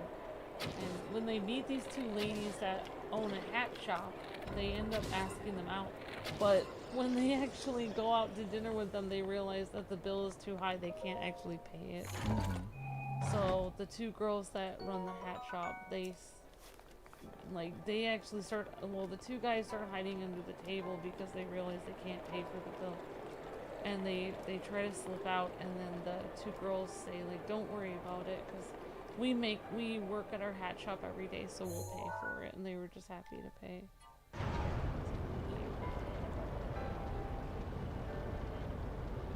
And then at the end of the movie, well, it's a really old movie, so I don't think spoilers really count. But at the end of the movie of Hello, Dolly, Dolly, played by Barbara Streisand, she actually marries Forrest Gump. She's like this widow, and she like loves, like, everyone knows her, and she's like the talk of the town, and she's really outgoing. And Horace Vandergiller is like a Scrooge, and he's the opposite personality of her. Mm-hmm. And like, she always like talks to him and comes by his shop, and he always says that he doesn't like her. And at the end of the movie, she asks him, or I think she said something like, well, you're gonna ask me to marry you. So she said, well, I guess if you're saying that, I'll accept. And he never asked her to marry him. She was just like putting an idea in his head, and then he got mad. But then at the end of the movie, they get married. Sorry. I like that movie. I don't know why. I like the songs so much.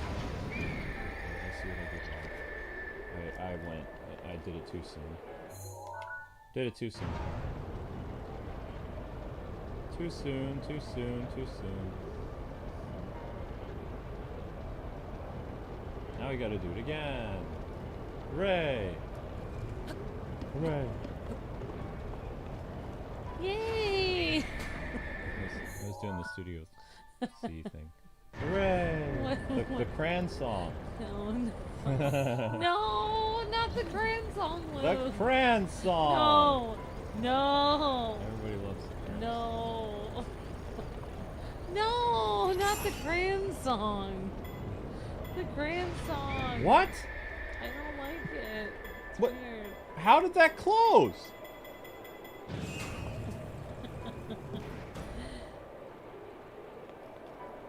Wait, shouldn't that open? What?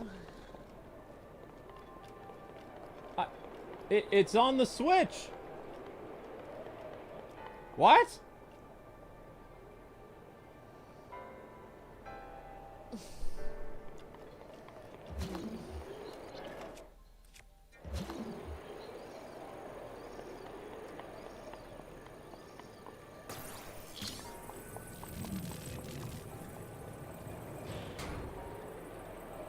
I'm so confused. I can't remember this one.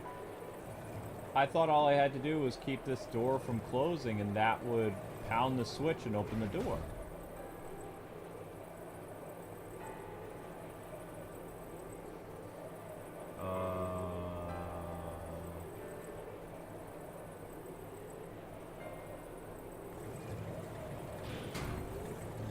I don't remember what we're supposed to do. It's so long ago, I can't remember. Zelda! Don't step on that. Oh, the door. Good kitty.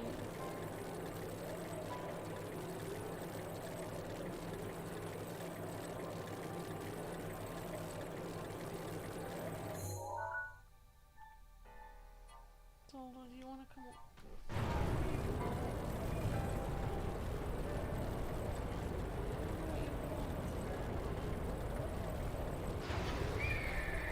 If you have a problem, you're gonna have to go to the basement.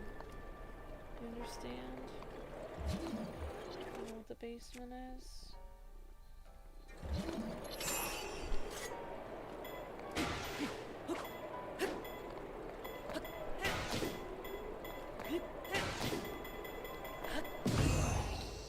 That's weird. Whatever.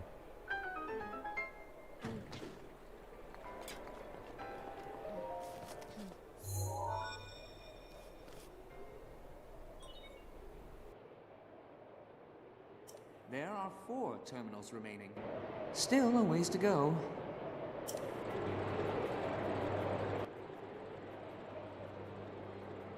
Well, that worked. What I like about the Hello Dolly movie, even though it's not related to the video, is that she knows exactly who she's gonna marry the whole time.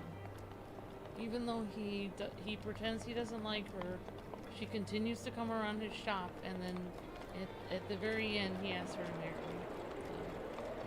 That just proves that I've heard it so many times said that they say that men ask the person who they want to marry, but women usually, like, basically lure the man to begin with.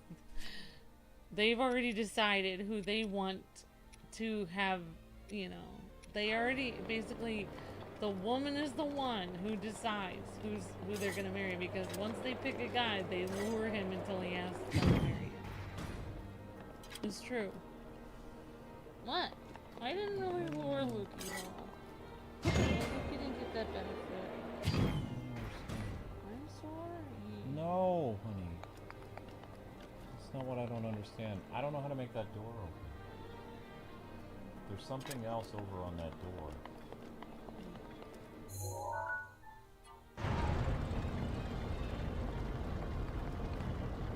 That's what they told me. The ladies in medical assistant told me. They said that you have to make the guy think that he's asking you out, but really you're reeling him in. Okay. You're supposed to make him think that he's deciding to marry you, but in reality, you had it planned all along.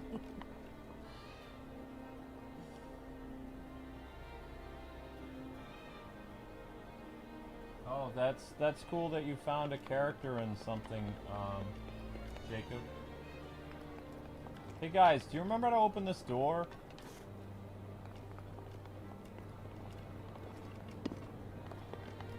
It looks like the only way in here is through this room.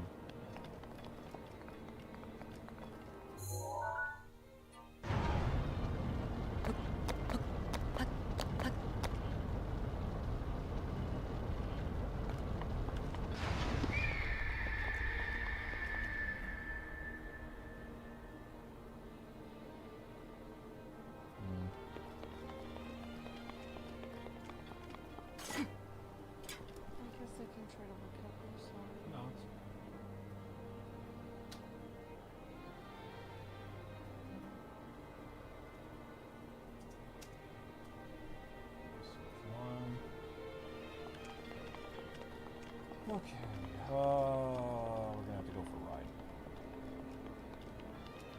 I think.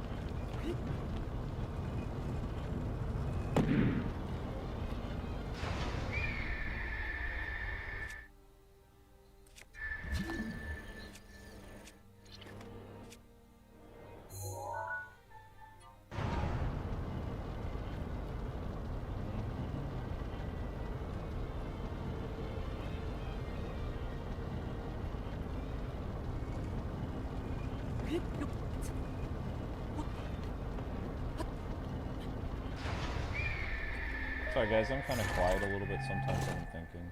Also, again, I have a tremendous amount of stuff on my mind right now.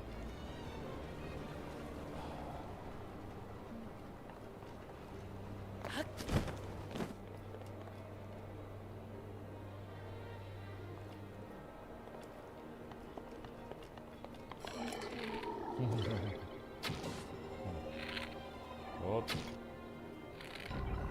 Whoops. Oh, so much for that bow. And we didn't really get a lot of bows. We didn't get a lot of bows. Didn't get a lot of bows from Amiibo drops. Not good.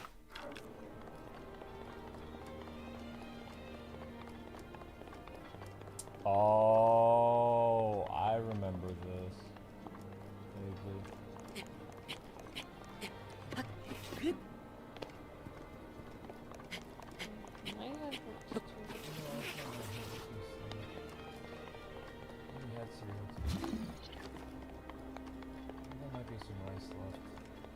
There's some white rice left too. Rice and beans for a while.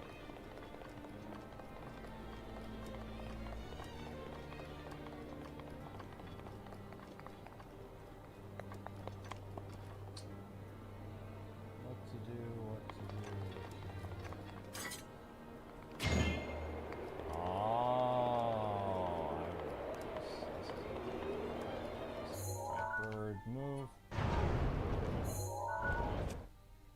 Bomb.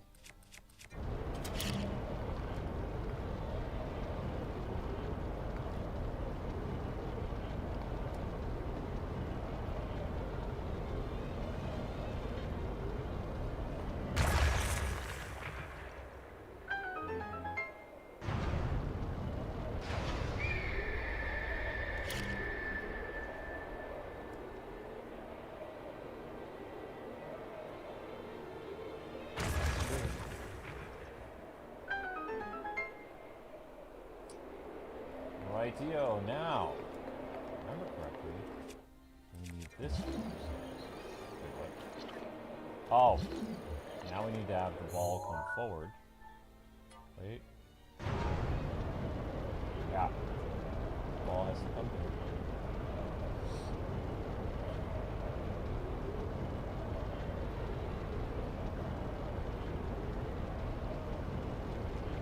Did I just do a Kingdom Hearts reference? I'm sorry. I do lots of game references from all the games that we've played over the years. It just kind of happens. It probably happens without thinking about it. Wait, Zelda? Unfortunately, millennials, Gen X people, they quote a lot of stuff. It's just part of our culture.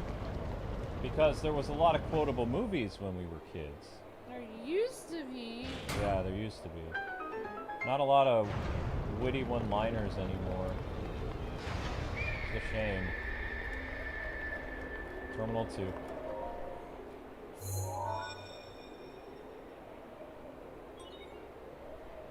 There are 3 terminals remaining. Keep going.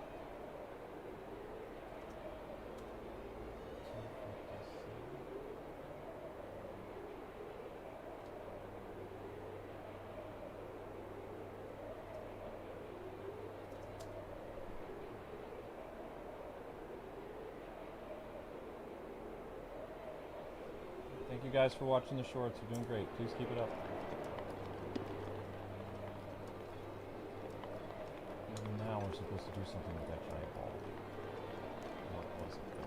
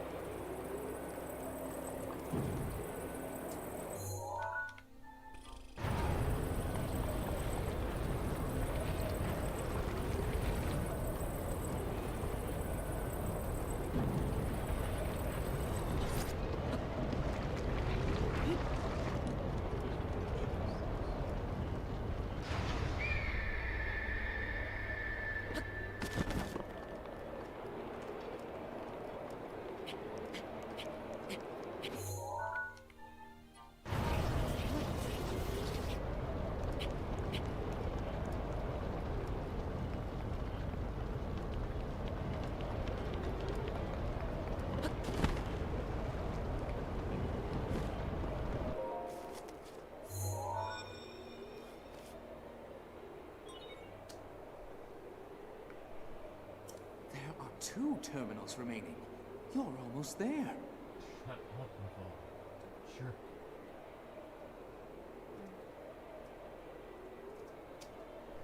The Birdman? Yeah, he's rude. He's rude, yeah. He's rude. 2 terminals left. I'm surprised. Shut it, Birdface. Nobody likes you. Jerk.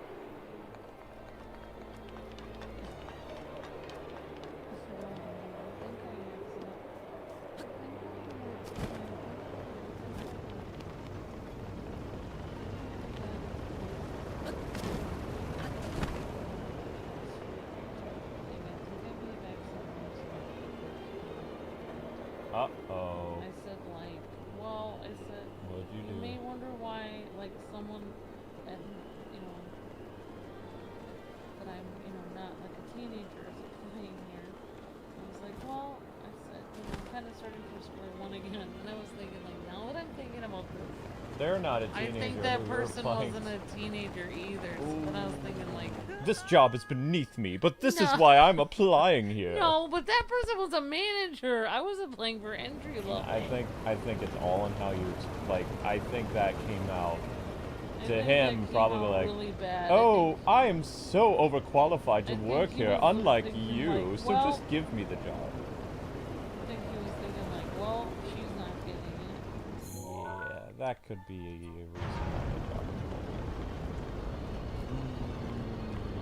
No, because there are reasons why people who are like in their 30s, 40s, and 50s have to work fast food sometimes. So you just have to try to be on an equal playing field with everybody and not just be like, look, the reason why I'm here, there's a reason for it, and I know I'm this age, but, and it's just like person interviewing who looks up like, I am also that age. I'm gonna save you the trouble. We're not hiring. Bye. I just realized. Whoopsies. Yeah, it's all in how you describe things.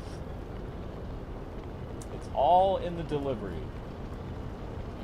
Just like when you tell a joke, it's all in the delivery. 100%. Whoopsies. I think that was the reason. I don't know what to say now. I'm just gonna be like, well, and when I apply today, I'll be like, well, the reason why I'm applying here is because I'm desperate. Yeah, don't do that.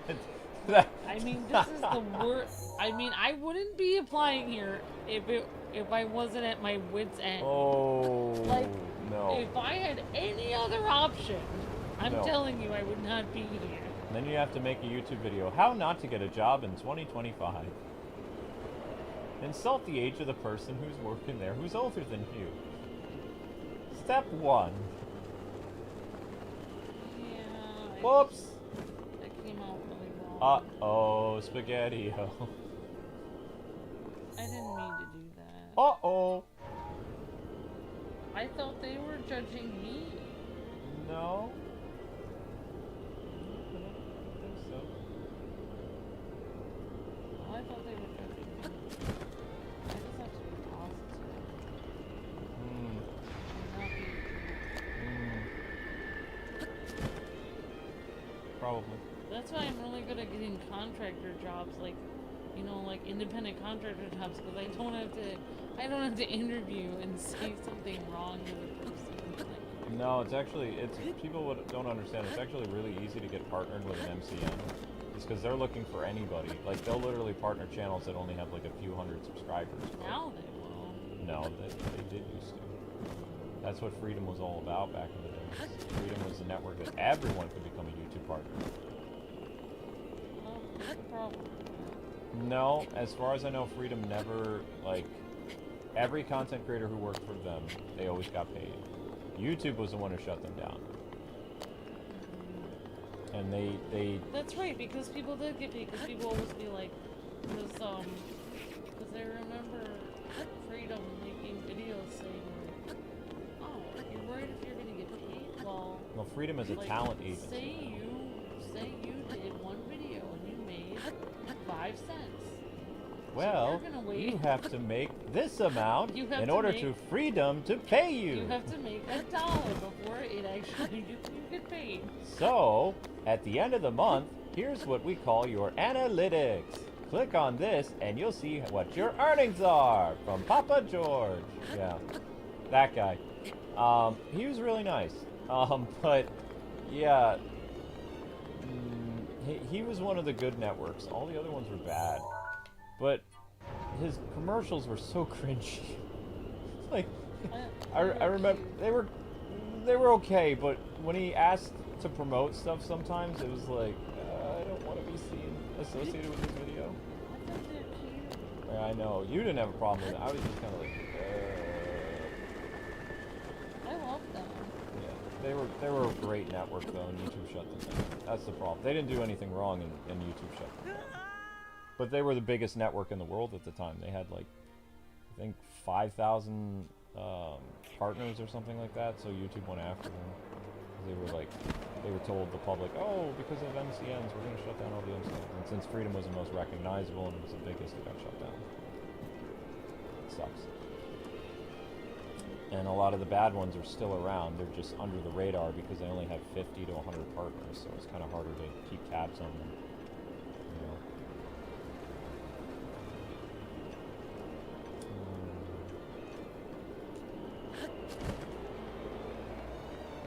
Okay, that's not gonna work. Where am I? I am here. I need to be on the other wing. Beautiful music. Birdie music. It's birdie. Birdie, birdie. There's gotta be some way I can choose this. Just like, fly right over.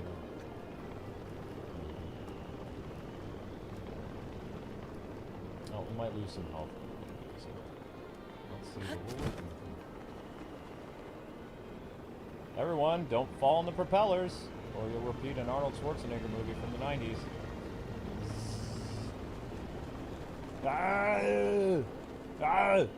My face!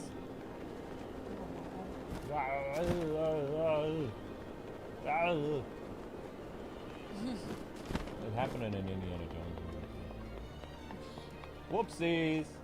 And on ER. And on ER, yes! They brought that trope back for ER. How to get rid of someone who you don't want to work with anymore. Helicopter blades! It's like we've decided, it's like, I'm sorry, you wanted a raise? Yeah, I demand a raise or I won't be on the show anymore. Okay, I guess you're not going to be on the show anymore.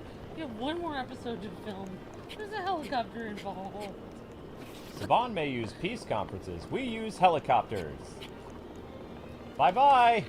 If you don't want to show up to film it, we'll give a stunt double. We'll just get a stunt double and a balloon. Ha! Yeah. No peace conferences here, just helicopter blades. Goodbye, Doctor. Alright. R.I.P. We didn't like working with you. See ya. George, you now have... I'm Batman now. Sure you are, George. You're now a regular on ER. Really? So long, Batman! I know I killed your career, but my career's doing great. Yay! Isn't it funny that George's career didn't suffer for him playing Batman? Ooh. George Clooney. Oh. He was on ER. Oh. 3 hours. 4 minutes. Terminal 4.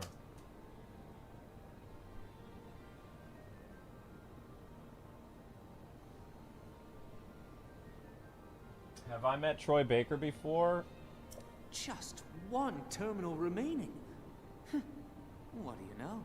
I think Amber and I did meet Troy Baker, but he was at E3 for the Telltale Batman game. He was wearing... It was weird. Like, I thought the guy that we were talking to was one of the people who worked on the game, and it was Troy. He was wearing a staff shirt. Oh, yeah, I think I remember that. He had, like, frosted tips, like, gravity-defying hair, like Vanilla Ice almost. And he looked like just one of those regular hires that they have at those conventions, because they hire people to work there that, you know, yeah. Have frosted tips. Have frosted tips, exactly. Yeah. Da-da-da-da-da-da-da-da. So, and then he didn't introduce us as Troy. I think he said his name was Baker, and he was just hanging out with people and taking photos, and I didn't recognize him. It wasn't until, like, IGN came by. Amber and I had already had our tour of the booth, and he showed us the game. He showed us the game. He demoed it. Yeah, I think I remember that. And so IGN comes by, and they're like, Troy, and Amber and our interview's already done with the guy, because he demoed the game, he told us about it, he says, okay, you need to go talk to so-and-so over there, and he pointed, see the nice lady at the desk? He said, "Wave, nice lady," and the lady waved. Wow, I cannot believe he didn't introduce himself. Yeah, he didn't introduce himself. He didn't. He said his name was Baker, but he didn't say Troy. So then IGN comes by, and IGN is like, "Hi, Troy Baker," and I turn around and I'm like, "What?" But by that point, it's already, you know. It's already too late. Yeah, it's because they were the next person in line to do the interview and stuff like that, and they'd already set up their camera. Amber and I had taken down our camera and Yeah, everything. so we did meet him, but we didn't know it was him at the time. Yeah, that interview was for Got Game though. That was an exclusive, so we don't have access to that interview. We just thought it was a nice employee who worked there. Whoops. Yeah, we didn't know it was him. I didn't even know. I don't even think Got Game knew, because like they just said, Got Game exclusive interview with Traveler or whatever it's called, Telltale's The Batman or whatever it's called. Steve Masters here, one of our reporters on the scene, Luke Kwing, got to interview one of the people at Warner Brothers about the new Telltale Batman game, a point-and-click adventure, Yeah, it's coming weird. soon to consoles. It's weird that maybe. I wonder if Troy Baker got paid to work the booth then. No, he was just goofing off. Oh, really? Yeah, he was just goofing off. So he was just messing around and seeing if people would recognize him. Yep. Hey, Got Gamer, Steve Masters here. Coming to you live, or coming to you with a exclusive interview. Yeah, then Steve Masters. I feel so bad. I wish his website was still up. His website got sold to some type of like news correspondent in He probably Pakistan, I think. fired. I don't know what happened to Steve. Steve's career was very interesting. He started like he's in California still. It's probably in the Los Angeles area or San Francisco. I don't remember. But he started his career like on radio. Like he was the guy who would go on the air in California before Casey Kasem, like the top 40 thing. He was the DJ before him. So just a regular, you know, California DJ. And then when whatchamacallit, when the MTV was looking for more V hosts or whatever they called it, he became like a MTV host, like for the guys who were always in the sand in California and saying stuff like, "Hey, we've got this music video coming at you next," you know, with the 80s thing. He was that guy that always wore, he had like an open shirt and it was always a different Hawaiian shirt. He had like red sunglasses and he always had sandals. That was his VJ appearance. That was his thing, right? So then when he was in his 30s or whatever, so he started in his 20s or whatever. When he was in his like late 30s, he moved to doing radio, like jingles. So he would do a lot of jingles in the California area. And then like in the early 2000s, actually no, in the late 90s, video games was starting to get really big on television because of places like GamePro and G4 and stuff like that. So what Steve did is Steve was like, there's an untapped market for radio. So he was the first ever video game radio program that would come on across the country for like, I don't know, it was like an hour a day or something like that. And he was live on the radio. He had guests, he had developers, he had reviews. And I actually, when I started working for Got Game in 2008, I was the one who wrote Steve Masters his cue card for game reviews.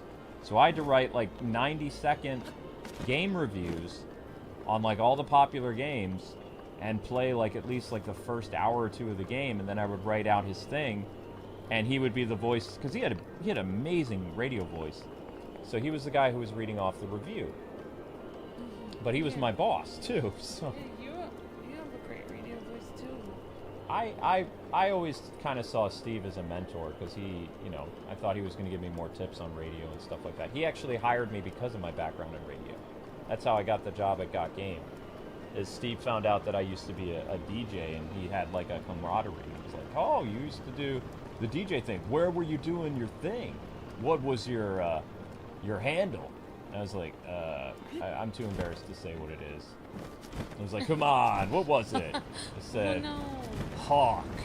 No. Yep, Rockford area, it's like, "This is Hawk coming at you. Top of the hour with the greatest What hits did from the 80s, 90s, and today." What did Steve say? He laughed. What was his? He never told me. I never knew his DJ name. It might have just been Masters or something. I don't know. But yeah, in the Rockford area late night radio, I was Hawk. If that's the his Hawk. real name, then Masters is a cool name in and of itself. Well, yeah, actually, I don't know if Steve Masters is his real name. That might be his handle. I don't know. I never asked him that. But yeah, he was a really fun boss to work with. He was... My urgency for deadlines is because of Steve, though. Steve was very hard on deadlines. But one thing that Steve didn't do well was the website. He was the radio guy, and he handled the radio stuff. So I worked both on the radio, and I worked on the website writing articles. So my boss was Nick, and then Nick was... Because Nick went to Facebook. So Nick was only my editor for like a year and a half, and we did... When he was working at Facebook Gaming, or wherever it was, doing like Facebook games, he was doing the game nights radio with me. So he wasn't at Got Game anymore. Like, he had gone, you know, he retired because he was with Got Game when it first opened as like the assistant / editor. And then the guy who replaced him was the dude who was supposed to do our website. And he was not a very good boss. Like, he was stoned half the time. Like, if I'm being completely honest. Like, he didn't know where he was. It was like, you're at work now, man. Whoa. You at work? Okay. Hey, Luke. Why does the booth have lights everywhere? It means we're on the air. Whoa. Yeah, so that was an experience. Because Steve was very relaxed. He didn't care, you know. But he would call me all the time because I was, you know, I was the East Coast correspondent. I wasn't there at the office. So he would, like, take pictures and stuff because I didn't know how to run the audio booth and stuff like that because I wasn't in California. I never actually worked in an office for any of the game journalist companies I worked for. I was like, you know, the guy who is like one of the many journalists who's just like kind of like a person who's located somewhere else. I believe that's correspondent. Like, you know, you're called in, you go in. They're like, hey, I need somebody to go be a reporter at this event in New York City or Boston. I was the guy that got called in by numerous publications to do that stuff. That was normal. And then Amber would be my camera lady, or she would be my emotional support lady. It's because of her that I was even able to, because I suffered, as you guys saw from that Zelda stream a couple nights ago, I have a panic disorder. So some days, when we were in the car and we were going to an event, Amber would have to pull off the side of the road because I couldn't breathe. I'd run out of the car. I had a lot of problems. We would have to go, every convention we went to, whether it was E3 or New York Comic-Con or wherever we were, we always had to go a day early so I could recover from whatever happened on the plane. And it got very expensive. Most YouTubers and, you know, game journalists, you would go the day of and then you would fly back. I couldn't do that because probably get arrested by the air marshal because they'd be like, why is this person freaking out? Like, what's going on? I'm gonna get tasered. So, like, I would have my panic attack. I'd have my problems traveling and freak out. And then the next day when the actual convention started, or a day later, I was completely calm as a cucumber. And, you know, I looked totally professional because I already had my freak out. I already had my problem. I already had my episode. I'm already heavily medicated. And Amber, poor Amber, had to sit through all that. She had to experience, like, all the, you know, wildness of my attacks and calm me down and, you know, basically pamper me like I'm a little baby. And then when I would go to the event, I was totally fine. It was like showtime. The cameras are on, boom. Kaylin can do his thing. Get on the microphone, get in front of the camera, go to the makeup chair, all that other stuff. But, you know, this was a very life-debilitating condition that made it very hard for me to do my work. And I'm going to let you know, a lot of publications, probably the reason why they didn't fire me is because I had an illness, and it looked very bad on the books if you fire somebody who's disabled. So I did use that card sometimes because it's like, well, you know, I tried really hard to do this, but I had a panic attack. And then they were like, oh, really? They're like, oh, well, thank you for your hard work. So most of the times I left the companies. They wanted to fire me because, you know, working a real job is a risk to employers. Zelda, where are you going? No. Where are you going? No.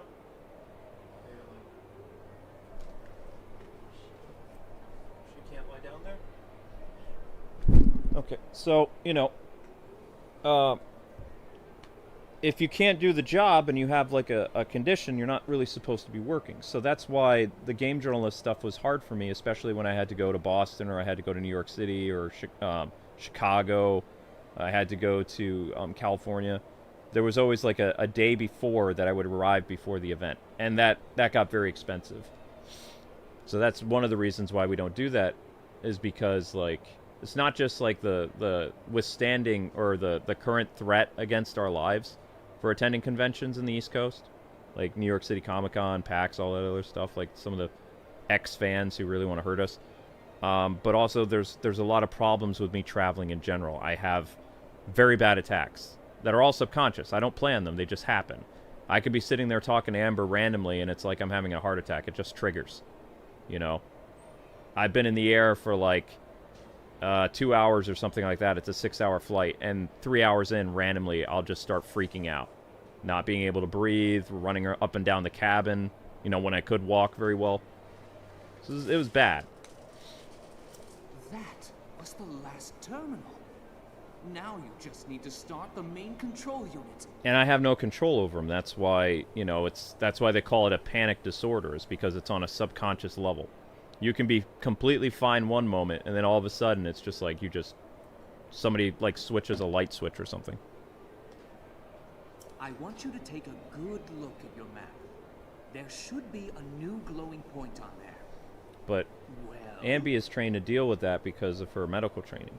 So she's always been the one who helps me the most. The school I got my certificate in medical assisting shut down, so I can't actually get a job through it. It's like I got training from a school that doesn't exist anymore. But you can find the school online and you can see that it was shut down. But I have my certificate somewhere in the basement in a bin somewhere, but I don't even know the email that they sent me my certificate. And I can't get a transcript from them or anything because they don't exist, so I can't actually get a job medical assistant. But I have all the training. I got straight A's, and I went to my externship. But yeah, I mean, they actually trained us. In fact, the whole time I was at medical assisting training, I always asked my nurse teacher, who'd been a nurse for 25 years, like all kinds of questions about attacks and what to do and how to. And she was the one who suggested she said that the A attack is actually not affecting your body, it's affecting your mind primarily. Yeah. Yes. So she was the one, my teacher for medical assisting was the one who told me that if you have someone experiencing an A attack, you know, instead of doing what normal people do, which is put a blanket over them and try to tell them to calm down, none of that is actually going to work because it's not affecting their body, it's affecting their mind. So you have to trigger your mind. You have to switch your mind to something else. So, you know, and she actually suggested, like she said, is there something from his childhood he could remember, a happier time, so he could get out of the A attack. And so that's when I started putting on his old DVDs from, like, we got like the Transformers and Ninja Turtles and stuff on DVD. So when he would have an A attack, I would just put it on, like, even if he would tell me stuff like, no, that's not gonna help, and like I don't want to watch that right now, and I would just put it on anyway. Even if he was telling me not to, I would put it on in front of him, and then he would, like, somehow it would trigger his mind to remember when he was a kid and it was happier times, and he actually started to come out of it. And that actually helps more than anything else. Like, even if you would, like, try to do breathing exercises or anything, like, literally just switching your mind to something else. Yeah, and panic disorder is caused by trauma. Like, so especially it's usually triggered by people from near-death experiences. And what happened is I just survived a car accident. and I was having, like, my ribs were messed up, so my ribs were being repaired internally, because there's not much they can do for broken ribs. I'm telling you right now. So I had, like, as many broken ribs as there are ribs, because it was bad. And I had just finished recovering from that, and I was suffering pain all the time, but my parents were like, okay, you have to go get a job. I'm like, okay. And they helped me get a car, because I didn't have any money anymore. And the car was a lemon. So if any of you know what that means, this will help the story. So what happened is, the car had what's known as an exhaust leak, which is very dangerous, okay? I was the chauffeur of my family with my, they called it the boat. It was a white Cadillac. It was a very big car from like 1995 or something like that. You know, they got a good deal on it, too good of a deal, because it was a lemon. But the car looked nice. The problem is the car had issues inside of it that nobody knew about except for the dealer, who mysteriously vanished after we bought the vehicle. But that's another story. So we got the car. The car was working great for a couple months, and it had the exhaust problem. I was on a routine thing. I had just gotten a new job a little while ago, like locally, working at a music store or whatever, and things were going really, really good. The exhaust leak started to get worse because I didn't have the windows open. Like, I was running the AC, and I had about 15 or 20 minutes left to drive to get to where the dump was. And I started to feel lightheaded, and I couldn't breathe, and I didn't know what was going on. So when I ended up crashing, so my car accident came back to me in my mind, for one. So that wasn't fun. So I relived the car accident I just survived like 3 or 4 months prior. So this would have been August of 2004. And, you know, the next thing I know, I'm walking as if I'm standing still into the store, and I'm saying things, but I can't hear my own voice, and my eyes feel like they're burning. I can't breathe. It feels like there's sand in my lungs. And, like, I pass out, and when I wake up, I'm in an ambulance, and they're putting they're doing the oxygen bag with their hand because I wasn't breathing. And then when I'm in the hospital, they stuck something down my lungs to give me pure oxygen. I was hooked up to a pure oxygen machine. So because I survived that, I was fine, and then 4 days later, I was at home, and randomly, I started having a horrible attack, and I couldn't breathe, and that's how my panic disorder started. So I survived 2 life or death things, like a car accident and a gas leak from a lemon, and that's how my panic attack started, and then it just got progressively worse.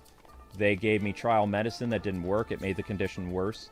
And by the time that's why I was in and out of the hospital, is the panic attacks were mimicking things that really happened to me. Like, I've been tested for a heart attack so many times I can't even count. I've had so many EKGs and so many things over the past 20 years. Although, when I moved to Pennsylvania, I didn't go to the hospital very much. There's only been 2 instances where I've been hospitalized in the past 11 years. Of course.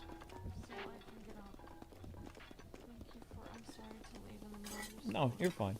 So that's how that condition started. It was brought about by trauma, and I almost died twice. And so my body basically copied a response that it felt, like sand in your lungs and being unable to breathe, and the brain replayed it over and over again because, you know, when your adrenaline kicks in, fear kicks in, and then all this other stuff. But I can't control it. Like, I have a lot of good days, but randomly, like if I'm out of the house or if I, you know, wake up in the middle of the night and this stuff happens, like, it just happens. And I have no control over it. So that's why, at the time, 20 years ago, they labeled it as a panic disorder. It might be called something else now, but that's what, on the books, it was called. Link is fine. Yeah, Link used the bathroom 2 hours ago. When Link needs to use the bathroom, he walks in front of the door and he spins around, and he looks at the doorknob. Yep. Ambi, don't forget to take your stuff, okay? So that's what happened to me. That's why it's not that I'm crazy. I am crazy a little bit, but like I had things that triggered the attacks, like real things that happened. Whatever type of gas leak is in a car, I don't know what it was. I don't know cars very well. I just know it was poison and I almost died. That's good enough for me. Yeah, I can't remember if it was carbon dioxide or carbon monoxide. I don't know. I think carbon dioxide I think is air, and I think carbon monoxide is poison.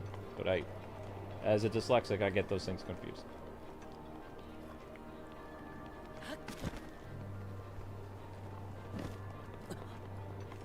Yeah, I know air is oxygen, but I thought carbon dioxide is oxygen. It's not?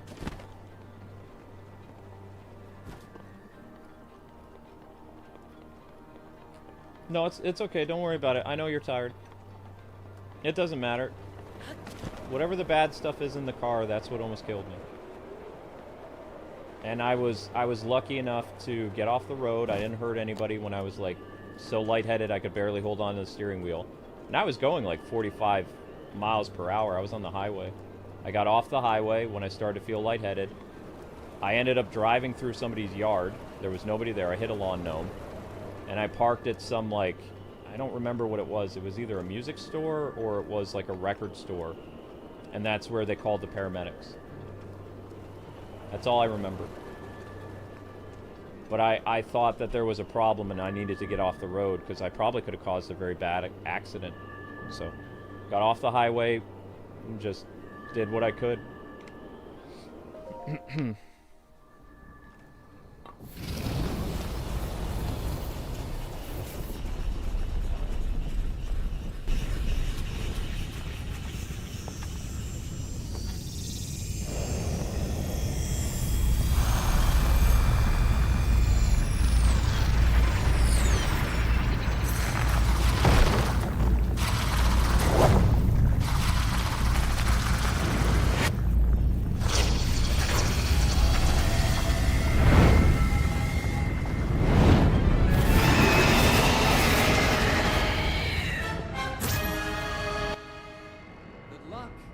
Thing is one of Ganon's own, and it plays dirty.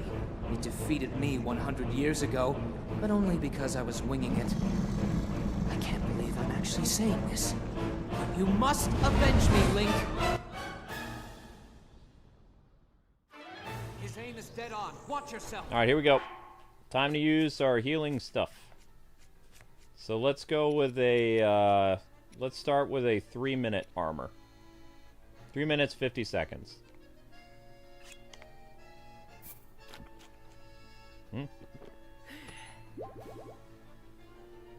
And can I also... What happens if I put on the regular pants? Regular pants that's stronger. Wait, where are they? Where are the strong pants? Is he gonna be... Oh, he's gonna be cold. Crap. Well, we know we can't do that then. Okay. Right, bomb arrows, we have 45.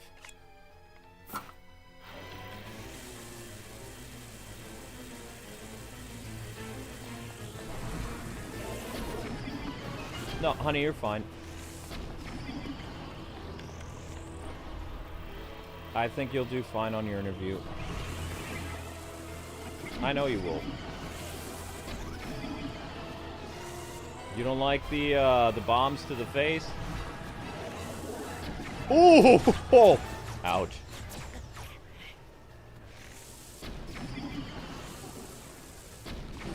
Oh my gosh, this is so easy to aim now. Holy cow.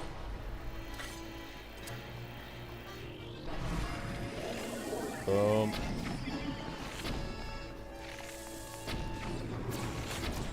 Oh, wreck.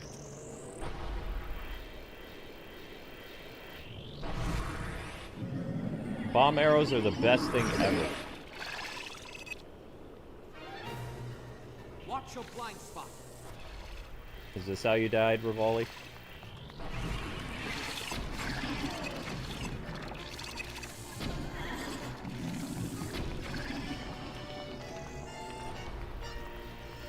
Yeah, this is the easiest boss.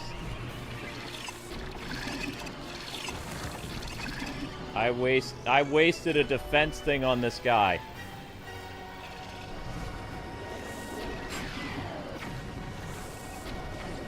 I haven't even gotten to hit him with a Master Sword yet. Ow.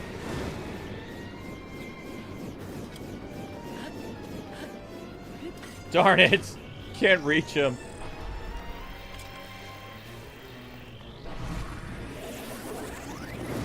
Woo!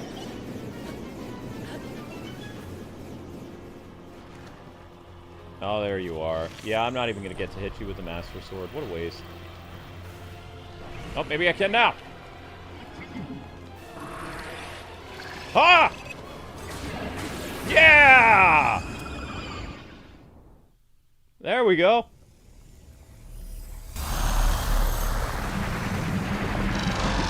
Bye-bye.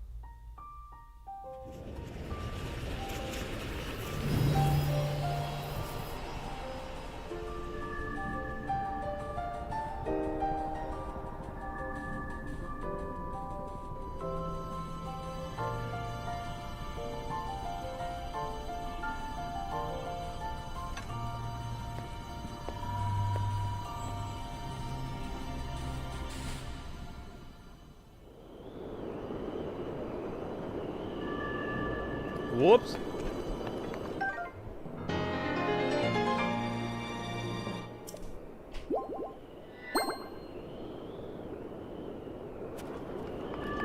Look, my armor is still going.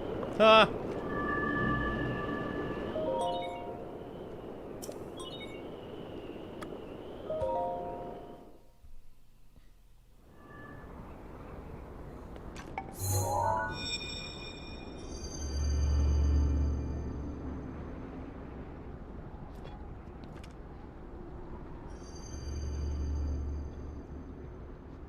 Well, I'll be plucked. You defeated him, eh? Who would have thought?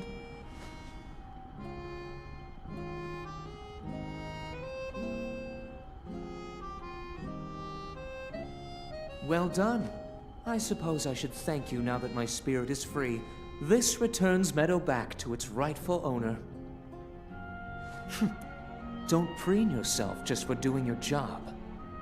I do suppose you've proven your value as a warrior worthy of my unique ability, the sacred skill that I have dubbed Revali's Gale!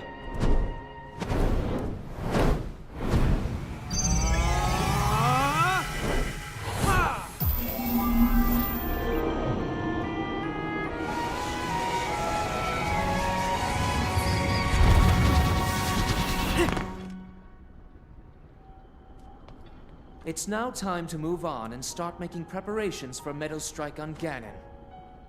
But only if you think you'll still need my help while you're fighting inside Hyrule Castle. Feel free to thank me now. Or, never mind, just go. Your job is far from finished, you know.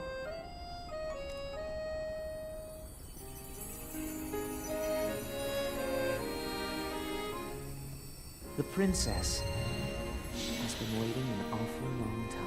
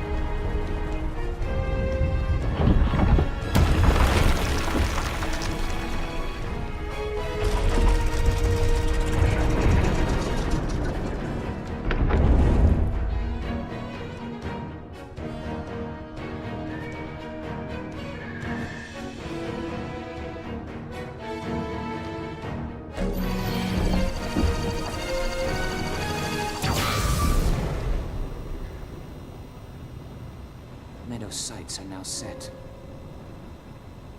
You'll have a precise speed on Ganon from this vantage point. And when the time is right, give him everything you've got.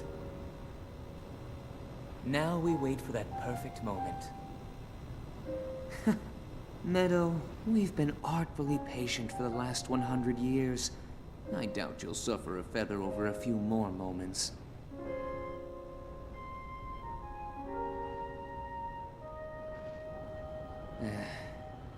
After all these years, I simply must admit the truth.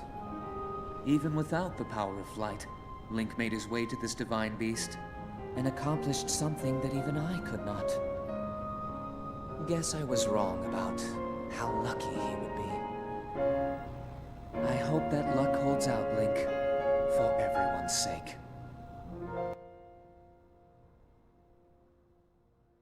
Can you believe this guy? He won't give Link any credit. Even in death, he still won't give Link any credit. Wow. That's crazy. He is so prideful that he will not admit. He can admit that Link is better than him. Link has luck. That there's no skill involved. It's just Link's luck. Man. Arrogance of that guy, right? Ugh. Just burns me up.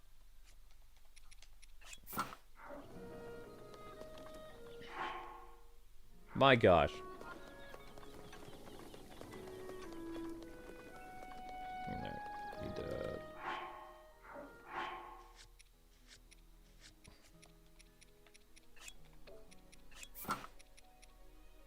Cap of the hero. Cap of time. Meh. That's the one we want. Cap of Twilight.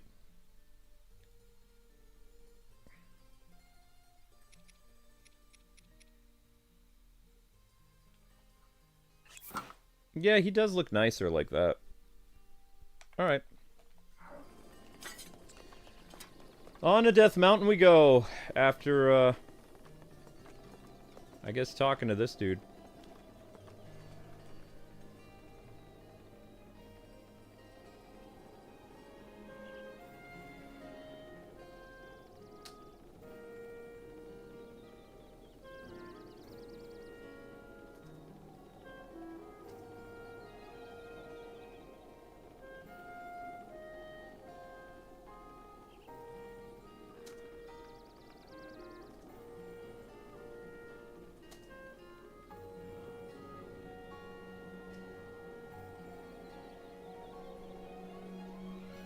It is...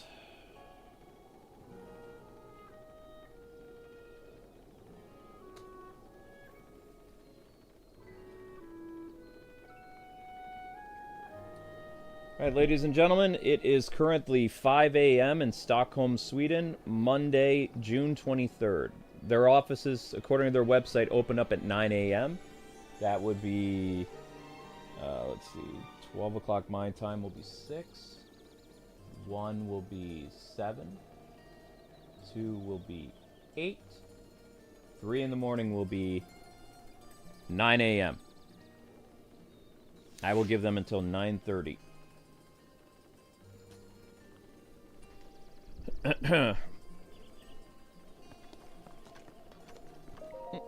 Oh, you've done it! And you've survived and conquered the Divine Beast!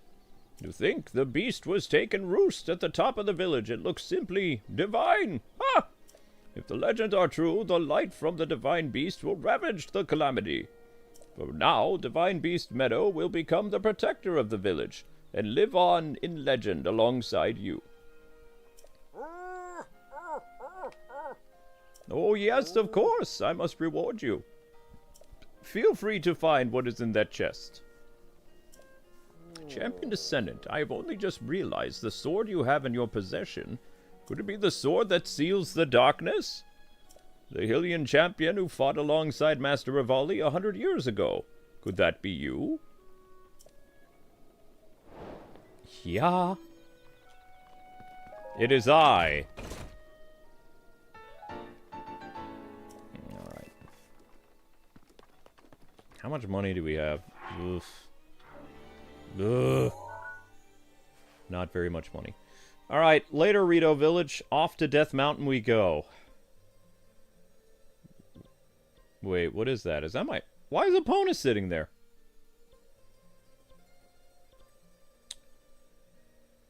Okay, so Death Mountain is this away. Right?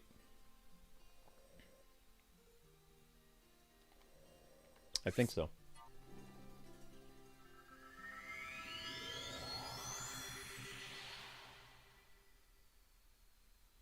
Am I going to use Revali's bow until it breaks? I should. I should, just to spite him, yeah. I should.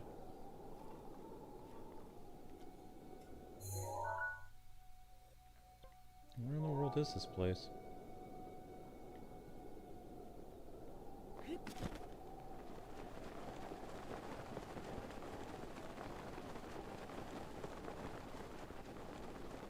I don't even know where that Goron place is.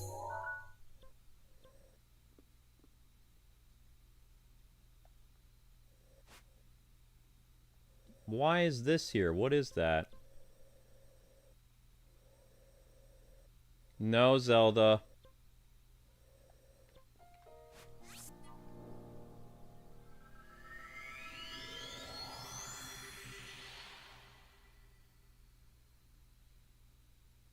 The best bow in your opinion? Probably.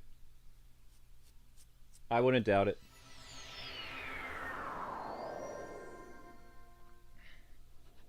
Oh, stop that, Link. You're fine. Well, there's Death Mountain. Oh, gosh. I didn't want to do that. Sorry, Link. Well, excuse me, Furball.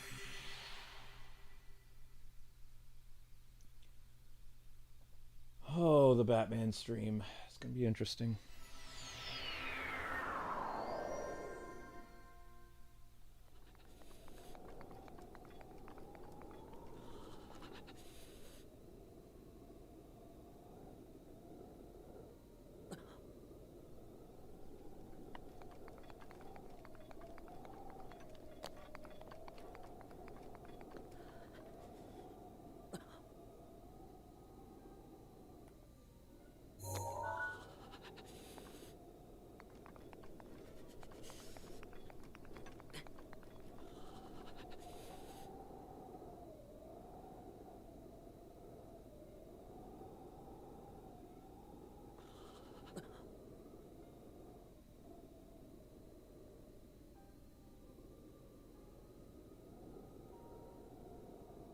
Where in the world is this thingy?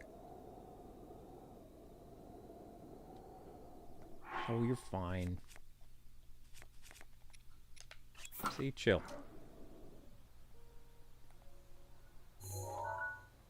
What is that?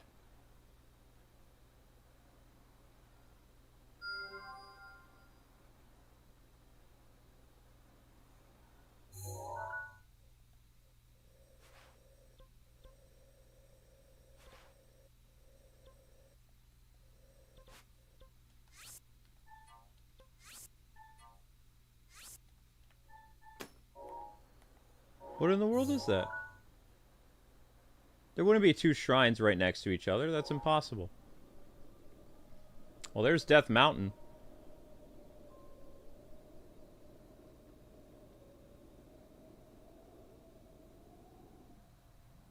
There's Terrytown.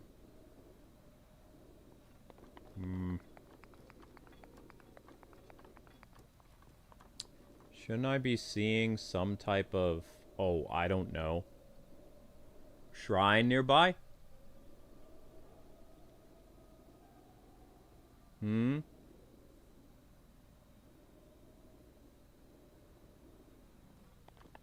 Hey, look, we got a laser light show, guys and gals.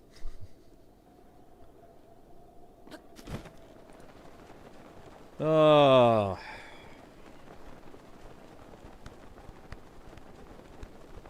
No thunder? I'm not planning on doing, we're going... The order of divine beasts that we're doing is water, air, Fire. Lightning. Then final boss. There isn't going to be 20 live streams of this. I don't think so. Maybe 20 live streams in total. But we're not doing all the side quests. We're not doing that. I want to look at other games. Besides, I already did, like, almost 100% of this in the Road to Tears of the Kingdom series. We did the side quests. We did a bunch of stuff we'd never done before. We did a lot of stuff, if I remember correctly.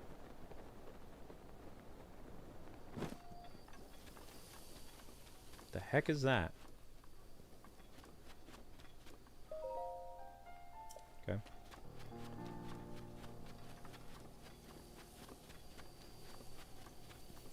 Yeah.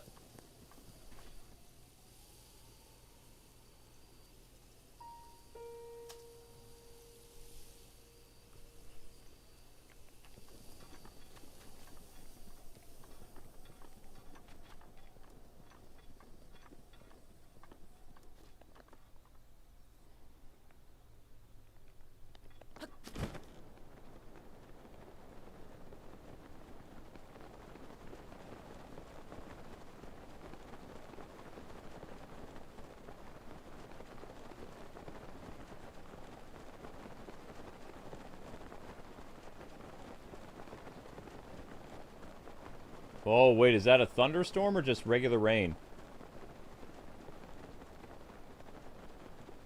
If it's regular rain, it ain't no thing, but if it's actual lightning, then that's trouble.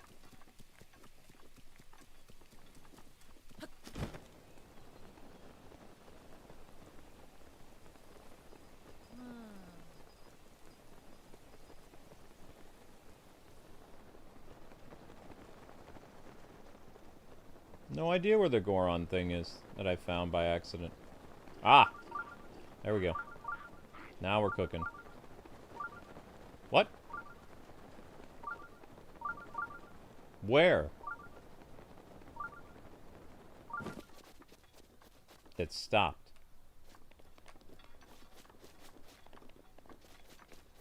Man, this controller is so comfortable.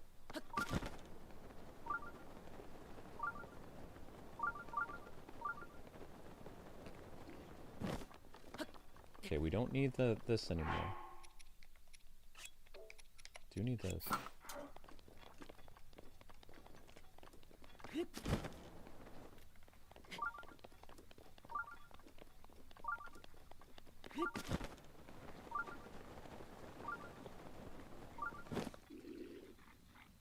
So where's the shrine?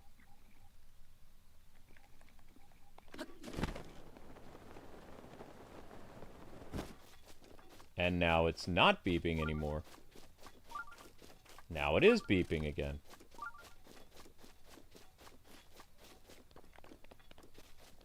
What?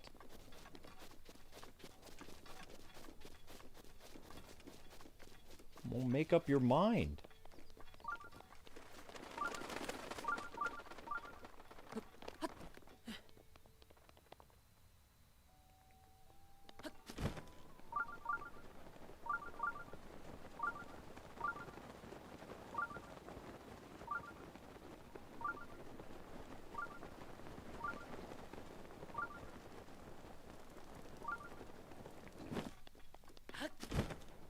Weird.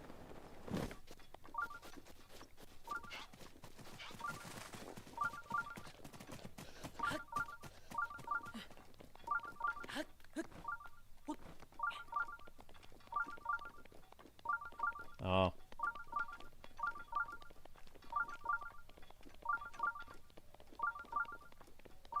No, I don't think I'm gonna end up doing the DLC. Like, this series doesn't do well. You have to understand that in order to hit 1,000 views on Breath of the Wild nowadays, I have to stream for 4 hours.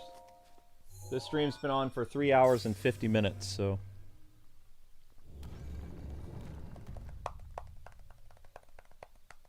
Although now I have to stream 4 hours for Mario Kart too, but, you know, a couple weeks ago when the Switch 2 came out, I only had to play Breath of the Wild for about an hour and 50 minutes, and I would get 1,000 views, so... Even with like 70, 80 people here, it still takes a while to get 1,000 views. It's annoying. But what can you do? That's just how YouTube is now. That's why a lot of people are quitting YouTube. It's just not... It's too much. Passing the flame.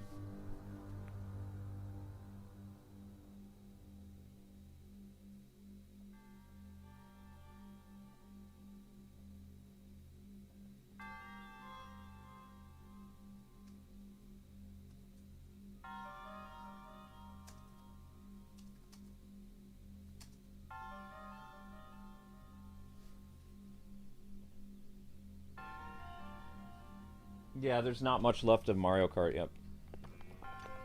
True. Burn Revali's thing. Whoa, first let's put that fire away, shall we?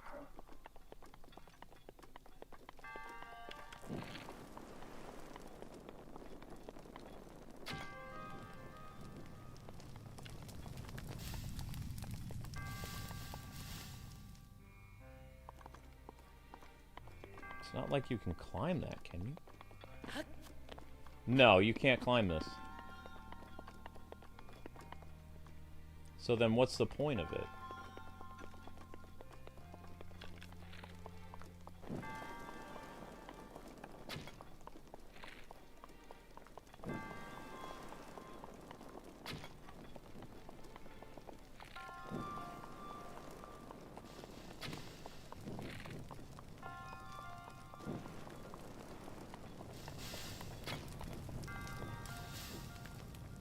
Oh, I see.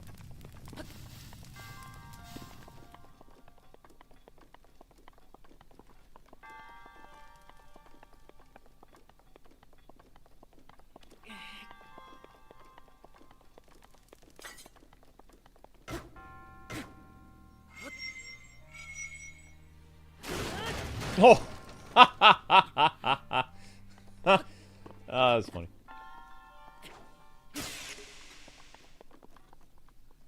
Oh, the Master Sword was going to break anyway. It'll renew itself later. Ta-da! Dun, da-da-da-da. Go with that sword for now.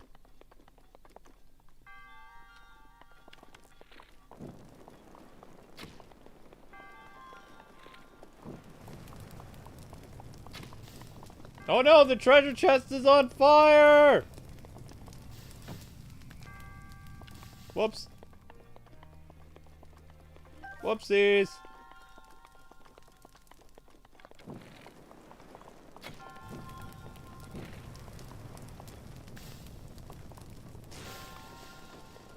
Oof.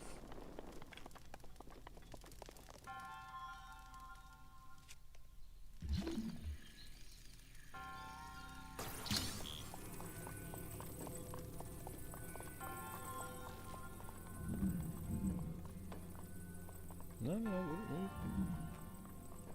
Come here. You can do it. You got a small key. Womp.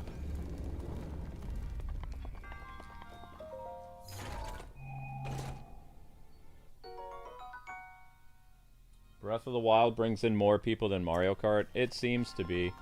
But both series struggle to get 1,000 views. You do have to understand that. We just hit 1,000 views now because it's been 4 hours. You believe that? Yep.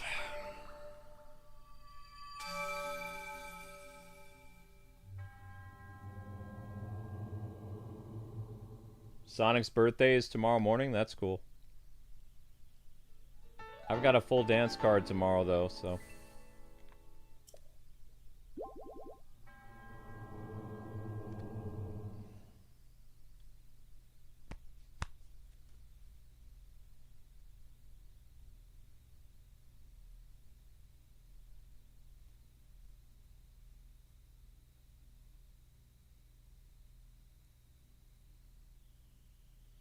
Kind of curious about how Arkham Knight's going to play on Steam Deck tonight.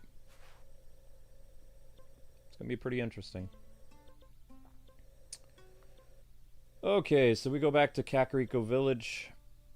Nah, we'll go back to Rito Village. People like the music of Rito Village.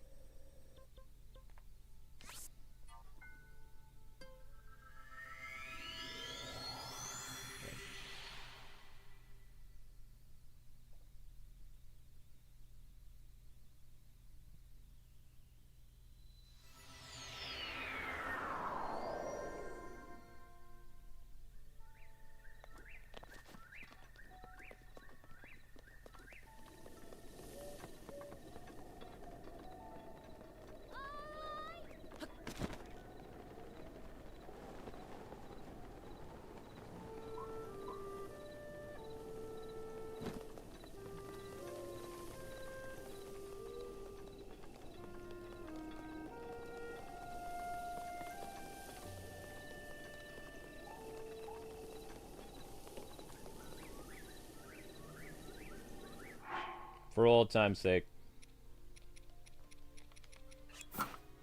Well, not with a bomb arrow, though.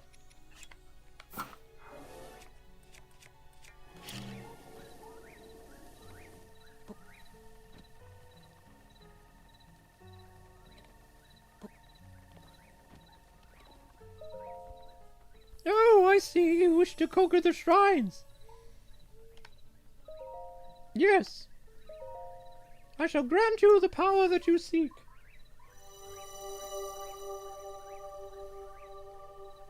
Where'd the bomb go?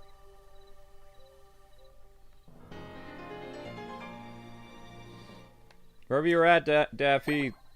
Old school. Go and bring peace to Hyrule! Oh, you ruffian! Boom! Haha. Alright, there we go.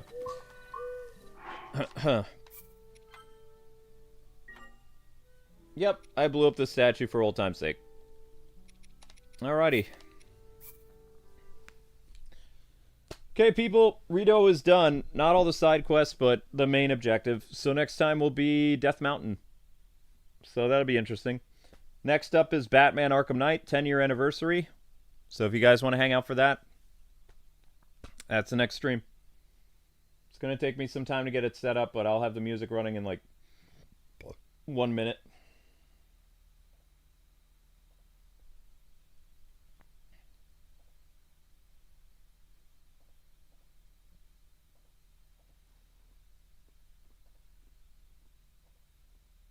Yep. That's where it is, people. So, okay. God bless Happy Gaming. Thanks so much for watching. Thank you for helping out our Patreon, and I will see you guys on Batman.